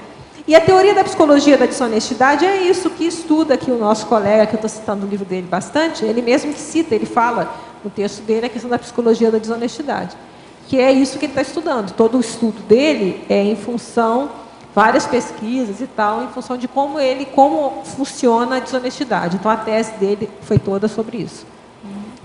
Adriana, aqui é Noah. Oi, pode falar? Sim. Na página 1, na patologia, linha 14, você fala de auto-engano enquanto indicador da fragilidade humana. Ah, sim. Eu acho que essa fragilidade, quando uma pessoa somos capazes de criar um personagem que nós somos tão frágeis, porque vamos falar contra de nós mesmos, não? Então, o que eu estou querendo dizer com essa fragilidade? Concordo com você, a dizer que ninguém é bobo, né? Mas o que a gente está falando? Há uma fragilidade psíquica, de alguma forma, como a gente pode dizer.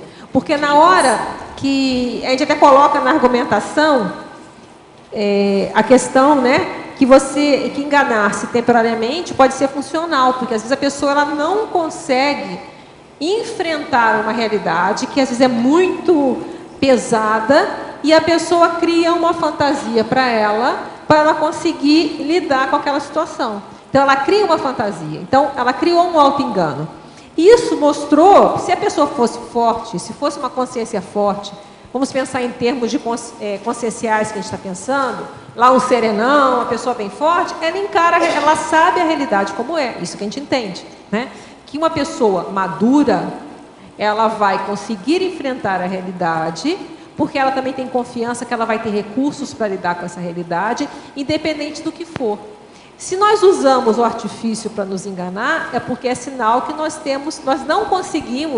ainda não temos força o suficiente para lidar com uma realidade maior. Por isso que a gente tem que tomar cuidado. Não dá para virar para uma pessoa que a gente vê que está se enganando e virar, olha, pôr lá o dedinho no nariz da pessoa. Porque a gente vai conseguir... se a gente estiver num ambiente, obviamente, de terapia, é outra história.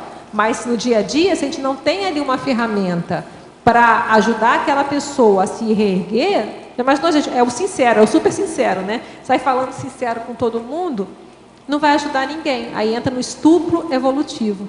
Então, o que a gente está colocando aqui, então, é isso, que o auto-engano, ele denuncia a fragilidade da consciência em lidar com a realidade própria dela mesma ou com a realidade externa. Então, ela usa o recurso do auto-engano. Uma pergunta que você já até falou bastante dos 6 itens da página 3. Tá. Primeiramente, muito obrigado pelo verbete, você caiu como uma luva. Eu estou tentando visualizar os meus auto-enganos, estou tentando achar o paradoxo que é. Tá lá. O item 2 parte do organismo interpretado como inimiga, conscientemente ou isso é uma doença? Não, isso é inconsciente, como a gente coloca lá, ó. A capacidade da mente ludibriar a si mesma de modo inconsciente pode ser verificada, por exemplo, nessas 6 condições. Então, a gente dá um exemplo de condições inconscientes que a mente é o corpo físico, né, a natureza humana, o corpo nos engana. Então, isso aqui tudo é inconsciente, nada disso é feito consciente, tá?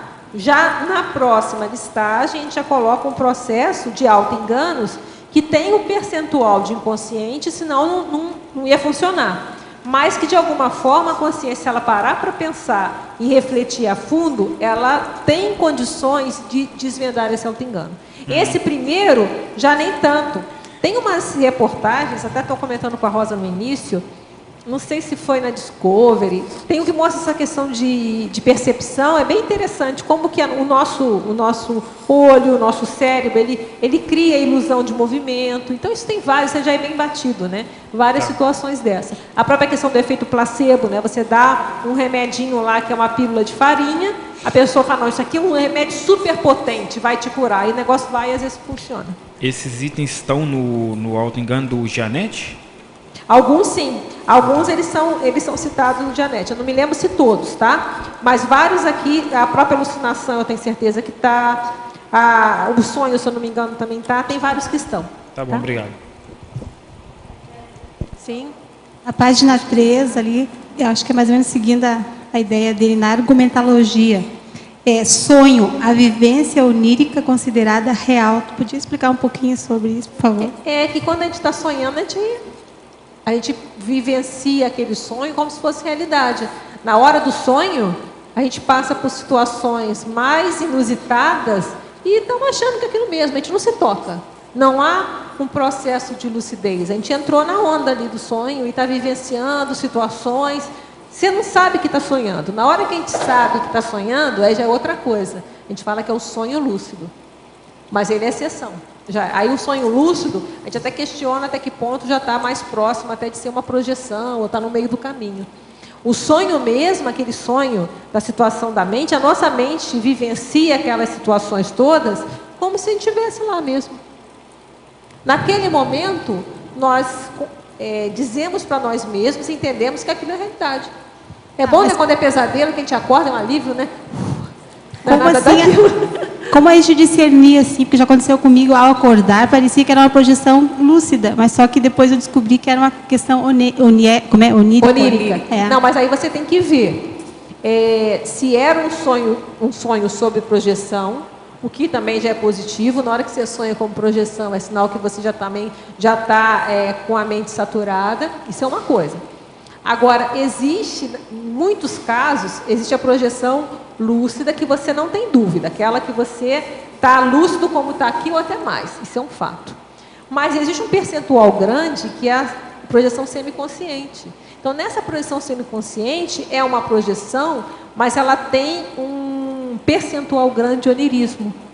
Então, o interessante nesse caso seu é você anotar bem e não descartar de cara.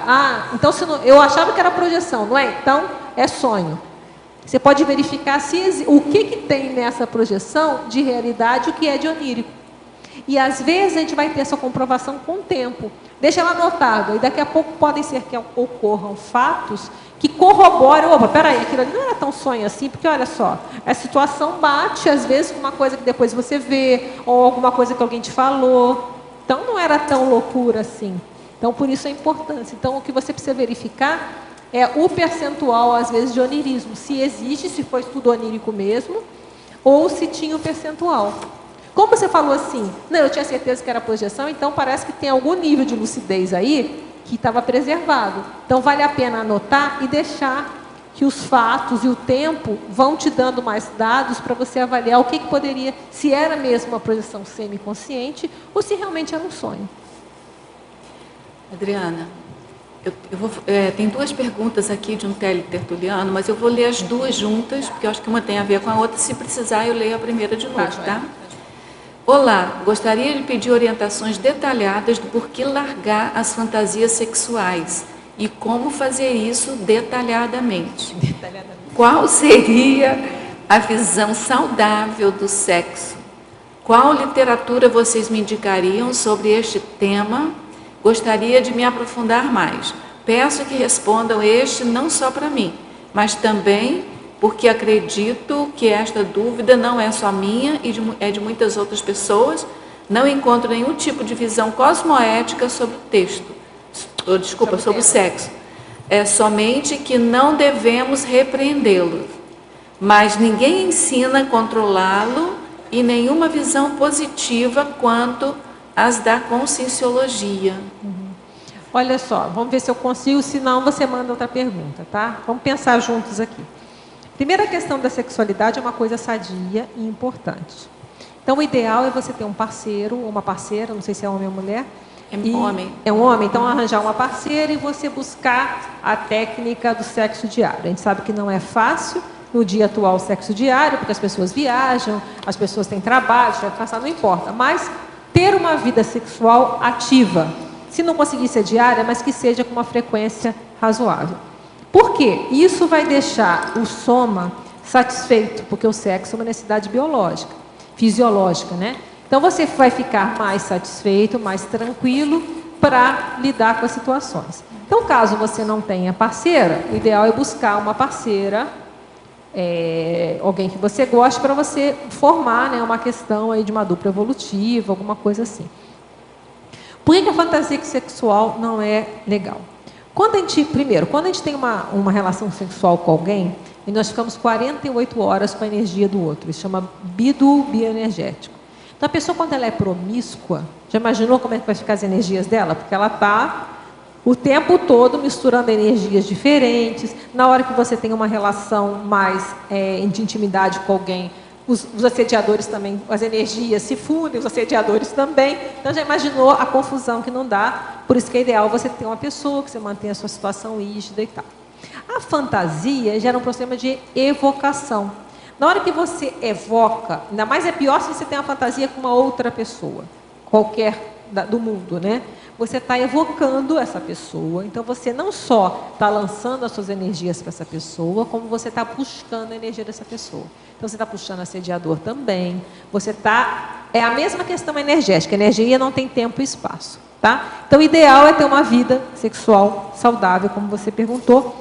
E a fantasia sexual, como a gente falou, você está fazendo evocações complicadas. Inclusive, existe o sexo extrafísico, que é a vampirização. Então, se você fica muito fissurado em alguém, qualquer aí, um ator, seja o que for, é muito fácil um assediador vir, faz a cara lá da atriz, desculpa, você é homem, né? Vem com aquela cara da atriz e todo bonitona, e você lá vai ser vampirizado. Então, não é ideal, tá? Quanto à bibliografia, você pode ler, o próprio 700 Experimentos, ele tem uma parte de sexualidade. Não tem, eu vou até olhar aqui, o livro chama 700 Experimentos. Ele agora foi relançado, eu a tenho quase, vamos olhar aqui, eu acho que tem uma seção, deixa eu olhar aqui. Tem sim, tem uma seção, a seção 13, chama sexualidade. Então, isso já vai te dar uma noção interessante dessa questão. Agora, uma outra... Então, além dos 700 experimentos, com essa seção da sexualidade, já vai te dar uma visão boa para você estudar. Existe um livro que eu li recentemente, é um livro espírita, que foi psicografado pelo professor Valdo e pelo Chico Xavier, chama Sexo e Destino. Também é um livro que você tem que descontar toda a parte da religião, obviamente, às vezes assim, é o aspecto mais religioso, mas a história, ela elucida muito a questão dos assédios em relação à sexualidade, a questão da fantasia sexual e assim vai. Então, é uma outra recomendação para você. Ler os 700, se puder ler esse livro também, vai te ajudar bastante a entender um pouco essa questão. Estava vendo aqui se tem algum verbete. Verbete eu acho que não me lembro exatamente, mas o 700 já vai dar bastante, porque verbete vai ser mais isolado, né? E uma coisa que é importante a gente falar, o que a gente está falando hoje muito aqui na Conscienciologia, é a questão da transafetividade. A transafetividade não é não ter sexo, né? Obviamente, o sexo, como a gente falou, é fisiológico, mas a transafetividade, você vai superar o sexo, não é que você vai deixar de fazer o sexo, mas você vai começar a olhar as outras consciências além da visão só sexual, carnal. Então, é um afeto que é muito maior, mais amplo, e que é um processo ainda para a gente começar a trabalhar nessa vida intrafísica, né? A implantar a questão da transafetividade, que é você olhar as pessoas, amar as pessoas, ter o afeto para as pessoas, sem estar vinculado, focado só na questão de atração sexual. Aí é a questão do bicho, né? Não é o bicho, a transafetividade já é um processo mais da consciência maior. Então, isso é o que a gente está buscando chegarmos, né? Mas lembrando, não é descartar o sexo, é você complementar com a transafetividade. Entre os verbetes aqui que eu achei que tem alguma relação, é o casal incompleto, porque ajuda, né? Porque você, no convívio, você tem muito mais convívio com um casal incompleto do que a dupla. A dupla é uma só, né? E você convive com várias pessoas, então tem que começar a entender um pouco a transafetividade para poder conseguir conviver com isso. E o outro que é bem mais avançado, que é a consexualidade assexuada, para mostrar que a meta da Consim, né, a evolução da Consim é transcender realmente a sexualidade.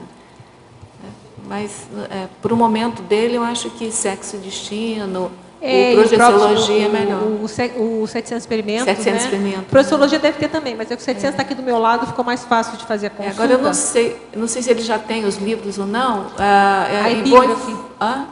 Não, ele é teletertuliano. Se ele quiser, ele pode entrar no site da Editares e tem gratuitamente para ele baixar, se ele quiser. O 700 não está também? Não, acho que não. Eu acho que o Projeciologia, com certeza, o 700 tem que dar uma olhada. Ah, tá. Mas, de qualquer forma, você pode conseguir aqui na epígrafe ou então ver na Editares se já está disponível para Se não tiver disponível, pela Editares ele pode comprar, né? Isso.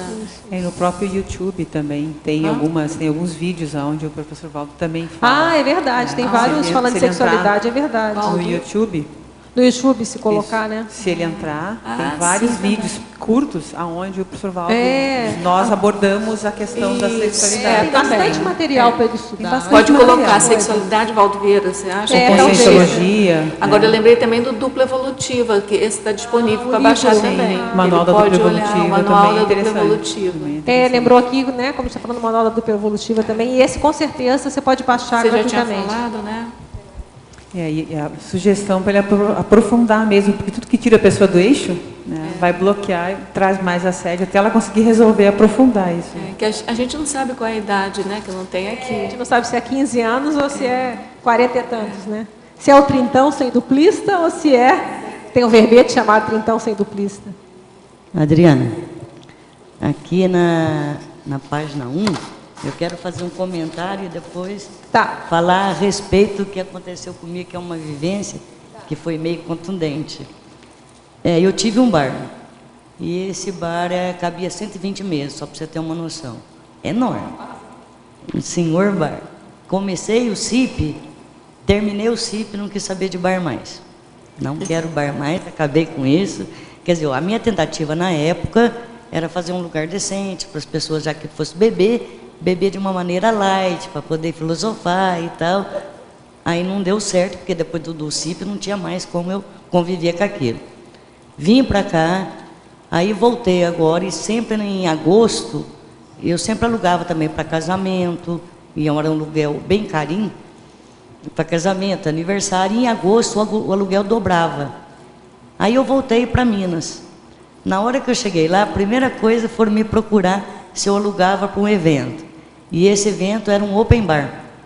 Quer dizer, um open bar, e nesse open bar iria até crianças que os pais assinavam um documento, uma autorização, para eles ir para o open bar.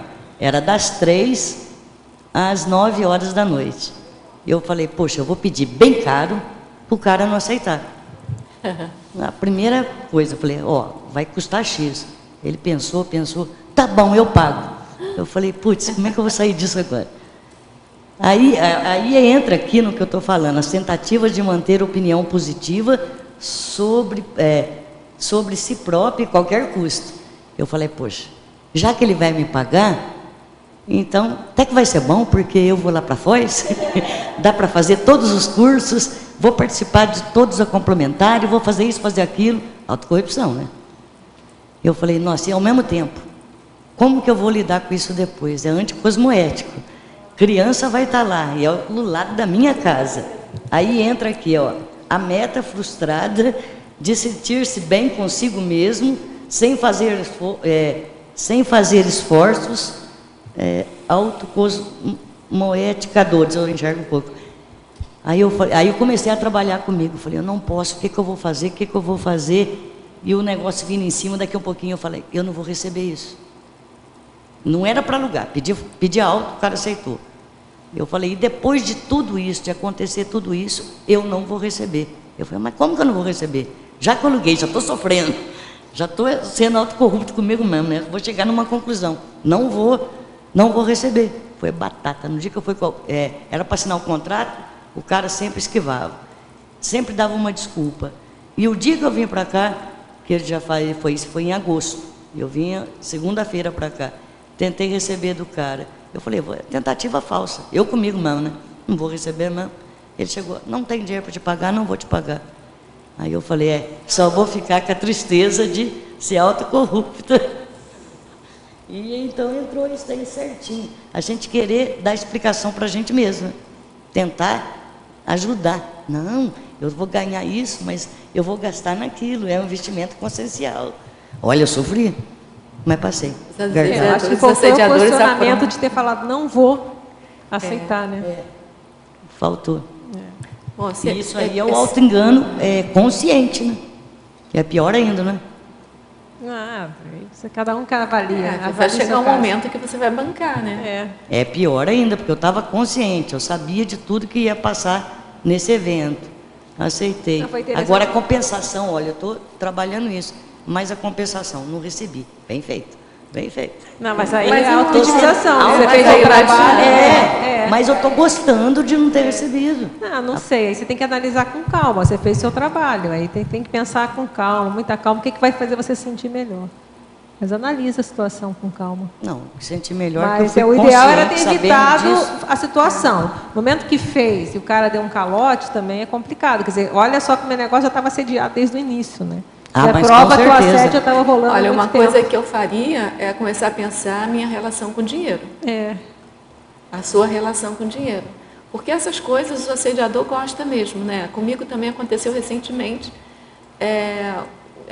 Eu tenho um imóvel com o irmão.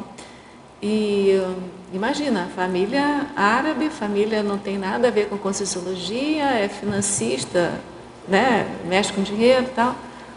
E aí, depois de um ano parado, dando prejuízo, não sei o que, a gente consegue um contrato daqueles assim, que a pessoa que ia alugar faria um investimento de 60 mil reais, não sei o quê. A sorte é que, nessa época eu estava viajando, chegou um e-mail e meu filho que me representa, mas aí um e-mail da imobiliária para o meu filho dizendo, não, o coordenador, não, o financeiro da igreja vai me dizer, aí o quê? Eu estava longe, eu escrevi na mesma hora, olha, não quero, não admito. E aí qual foi o meu raciocínio? Eu não vou nem perguntar a ninguém, entendeu? Porque o que eu vou me sentir depois com dinheiro? E olha que eu sou árabe, eu sou ligada com dinheiro também. Então assim, e aí eu tive que bancar o irmão, o filho, todo mundo, né? Filha, todo mundo, porque acharam que eu estava intransigente. Radical, né? Radical, né? Eu falei assim, não, se o meu irmão, como ele tem parte comigo, se ele insistir muito, vende a minha parte para ele. Aí eu saio do negócio. Mas eu não quero nem vocês, meus filhos, recebendo dinheiro nenhum disso. Não dei explicação, entendeu? Foi acho que a primeira vez assim que eu fui radical. E olha, e aí o que aconteceu? Eu coloquei na minha TENEPS, claro, né, para poder aquilo se resolver de outra maneira. A gente conseguiu, logo depois, um outro aluguel, talvez não tão assim fantástico como o outro, mas, sabe, ainda tinha promessa, não, a igreja te dá tranquilidade pro resto da vida, porque ela vai lá e vai ficar direto, entendeu? O dinheiro não tem como falir, a igreja não É. fale. E qualquer outra empresa que te aluga pode falir, entendeu? Então é assim, aí eu tive que fazer um exercício comigo, sabe? De que, primeiro, bancar a família, ser chamada do que fosse, né? E assim, o que mais me deixou fixa assim, no meu propósito foi como é que eu ia me sentir com aquele dinheiro depois, entendeu? Mas aí, Rosa, é que vem a questão. Na hora que eu estava, porque quando eu comecei o CIP, terminei o CIP e não quis saber do bar mais. Todo mundo achou que eu bati a cabeça, né? Você vai fazer um estudo, bater a cabeça, vai tirar isso daqui da gente. Não, mas olha a questão do dinheiro. Você pode Agora, aceitar o dinheiro e doar isso. Tanta instituição de caridade precisando aí de dinheiro.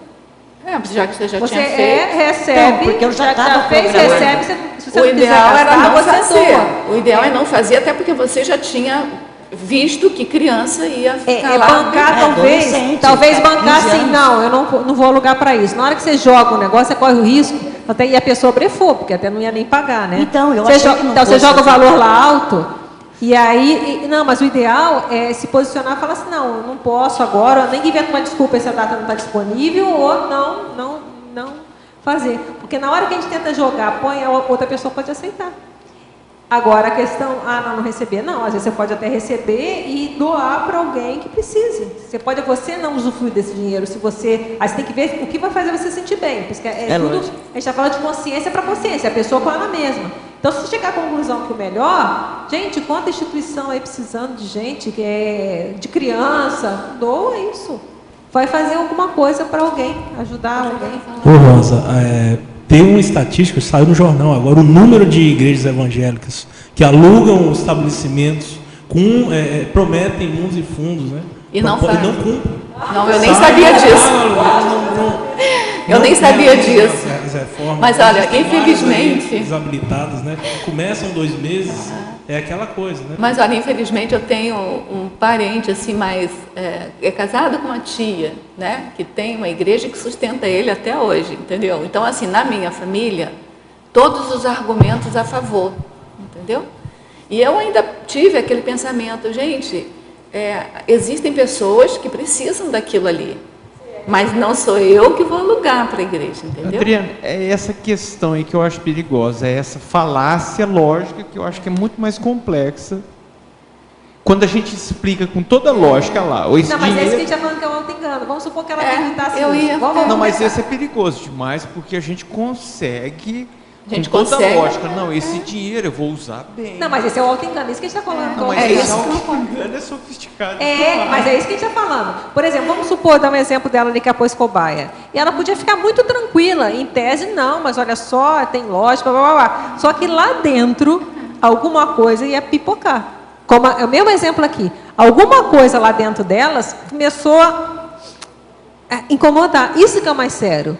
Para outra pessoa, pode fazer aquilo, não vai nem cosquinha. Ela pensou na utilidade. Mas é a mesma coisa. Ela tentou, mas ela falou, não, eu não quero isso. As duas deram exemplo que elas cortaram. Ela falou, não, peraí, isso aqui não, essa justificativa está furada. As duas tiveram lucidez. Então, não é negativo, como você falou. É positivo. Mesmo que você não tenha, por exemplo, lá no seu caso, você acabou cedendo e ficou com essa dor na consciência, mas pensa o lado positivo. Você, de alguma forma, você ficou lúcida. Você não se engambelou. Você não se engambelou. Pode fazer desse então, trauma uma vacina. Pode ser agora também uma lição para você, porque o que é mais sério que a gente está falando não é porque alguém disse, eu acho que esses exemplos são bons por isso.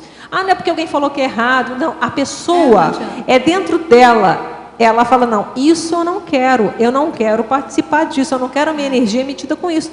A decisão é pessoal, e se a pessoa... ela toma essa decisão e tenta se enrolar para justificar, aí entra o auto-engano. E a gente tem 2 exemplos que as duas abortaram o auto-engano. Mesmo que uma foi antes, você demorou um pouco. Mas você não entrou na onda. Eu acho que isso que é mais sério. Você não entrou na onda de justificar. Você viu, não, é tudo certo, é isso mesmo. Não.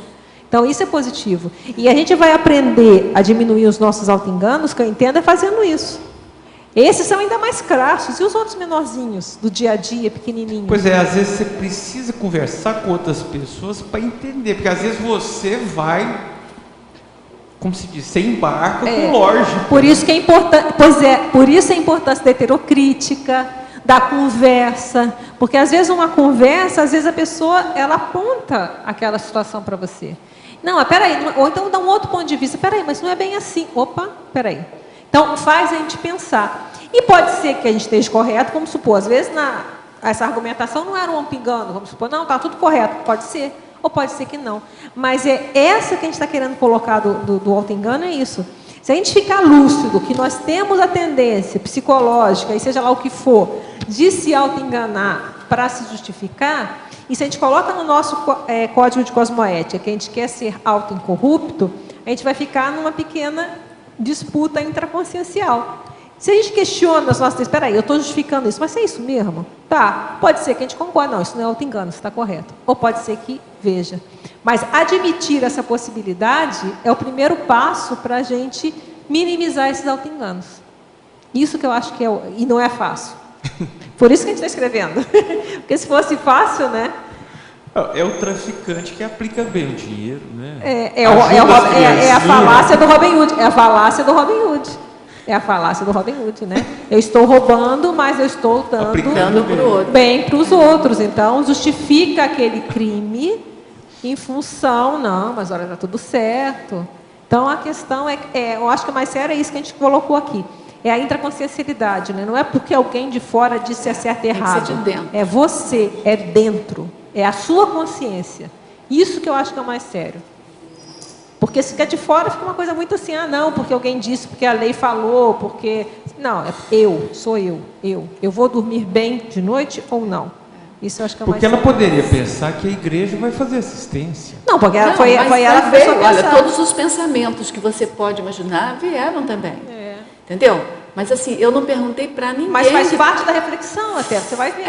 Até chegar à conclusão. Mas assim, eu fiquei pensando, eu não converso, não perguntei, não pedi opinião a ninguém que estava em volta de mim. A igreja tem o seu lado bom, né? Mas aí eu pensei naquele... Eu tinha, na verdade, eu tinha uma coisa que eu acho que o amparador ajuda também em certas coisas. Acho que ele tem uma previsão, né? Eu tinha ido a uma médica uns 15 dias antes e ela tinha me falado que uma senhora tinha açúcar no sangue, diabetes, que estava assim, em qualquer momento ela podia ter um colapso, e ela tinha parado de tomar o remédio porque o pastor tinha dito para ela que ela tinha sido curada. Então a médica tinha feito o exame na hora com ela, mostrando para ela que ela não tinha ficado curada e que ela tinha que usar aquilo. Esse foi um dado que eu tinha. Eu falei assim, não, eu não quero compactuar com isso, porque se vários acontecem, se eu sou conivente com a morte das pessoas também.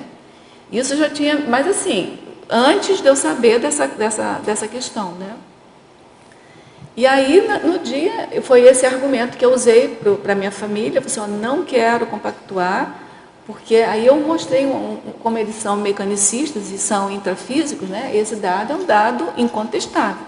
Então, eu tive um argumento, sabe? E eu resolvi tudo sozinha, sabe? Aí, depois que eu fui falando, resolvi sozinha, que eu digo assim, né? Dei ordem, né? Entrar com meu filho, falando, não quero, não assino, sabe? Eu não assino. Tipo, não adianta porque a minha assinatura não vai ter. Não balançou, né? Não balancei. Entendeu? Então foi assim, taxativo. Mas foi assim, eu fiquei até assim, achando que eu tinha, pela primeira vez, assumido uma coisa assim mais séria diante da família. E aí teve um outro dado, que eu acho que isso já é uma abertura para eu me manifestar diante da minha família também. Né? Sabe, essa coisa que você sempre... Posicionamento. Um posicionamento, você deixa de falar, vai levando. Então, eu já fui obrigada. Foi uma situação, problema, onde eu fui obrigada a me posicionar diante dela. Então, com isso, você vai crescendo também, né? E, enfim, a gente está passando aqui no nosso horário. A gente agradece muitíssimo o verbete que você escreveu, Adriana, e parabeniza você pela defesa do verbete também. A gente agradece aos tertulianos presentes, aos teletertulianos que enviaram perguntas. A gente conta com vocês nos próximos dias para fomentarem os nossos debates das nossas próximas tertúlias. E passamos agora para os nossos comerciais. Obrigado.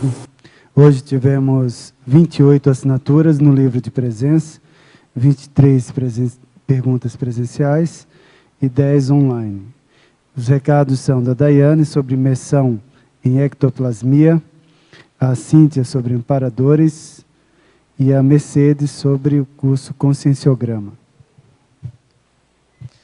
Boa tarde a todos. Em nome da Ectolab, Associação Internacional em Pesquisa Laboratorial em Ectoplasmia e Paracirurgia, gostaria de convidá-los a participarem do curso Imersão em Ectoplasmia. Essa atividade vai ocorrer de 25 a 27 de outubro, em parceria também aqui com o CAEC. É uma atividade dirigida pelo professor Hernande, e junto à equipe existem mais 15 professores.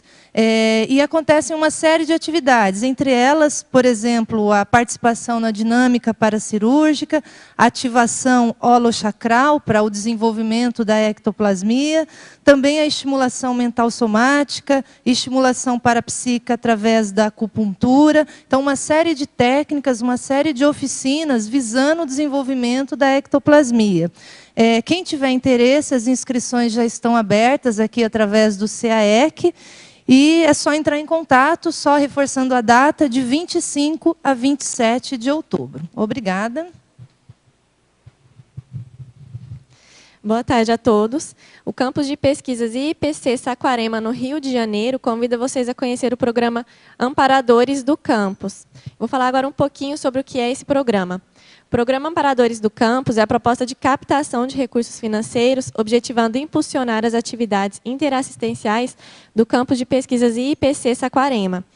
Ele, inicialmente, vai promover a construção do Gesconário, que é um complexo em construção dentro do campus de pesquisas do IPC, em Saquarema, dedicado à imersão nas pesquisas e, especificamente, à materialização das gestações conscienciais escritas, sejam elas livros, verbetes, artigos ou demais produções intelectuais interassistenciais. Se você se tornando um amparador do campus, vocês têm algumas vantagens, como ser um colaborador ativo na expansão das atividades do campus de pesquisas do IPC Saquarema, ter direito sem ônus a 2 finais de semana, equivalente a 4 diárias nos chalés do campus, com pensão completa, então café da manhã, almoço e janta inclusos, receber gratuidade na realização dos laboratórios de autopesquisa do IPC em Saquarema, número de experimentos ilimitado dentro desse período de 1 ano, de vigência, e participar de sorteios de brindes especiais e cursos da grade do IPC. Então, para você se tornar um amparador do campus IPC Saquarema, procure a unidade do IPC mais próxima de você pelo site www.iipc.org. Aqui em Foz do Iguaçu, podem procurar o IPC ou podem falar também diretamente comigo, ok? Obrigada. Boa tarde a todos. A Conscius convida vocês ao curso online Conscienciograma sin Drama, cujo início será o 6 de outubro deste ano, frequência semanal com aulas virtuais aos domingos. A duração será de 6 meses, em um horário das 19 às 21 horas. Como pré-requisito, o curso básico de Conscienciologia. Informações e inscrições na recepção do CAEC, ao telefone 45 35 25 26 52. Alguns dos objetivos do curso será favorecer o autoconhecimento, disponibilizar ferramentas de autopesquisa conscienciométrica, auxiliar na compreensão do conscienciograma, expandir os holopensenes autoconscienciométricos de harmonização intraconsciencial e interassistencial. Participe! Torne os fins de tarde de seus domingos um momento de autoconhecimento, renovações intraconscienciais e consequente qualificação da interassistência. Esperamos vocês.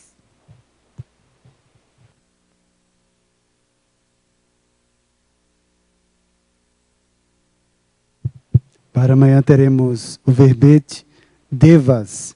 A especialidade é perfilologia, de autoria da verbetógrafa professora Lilian Zolé.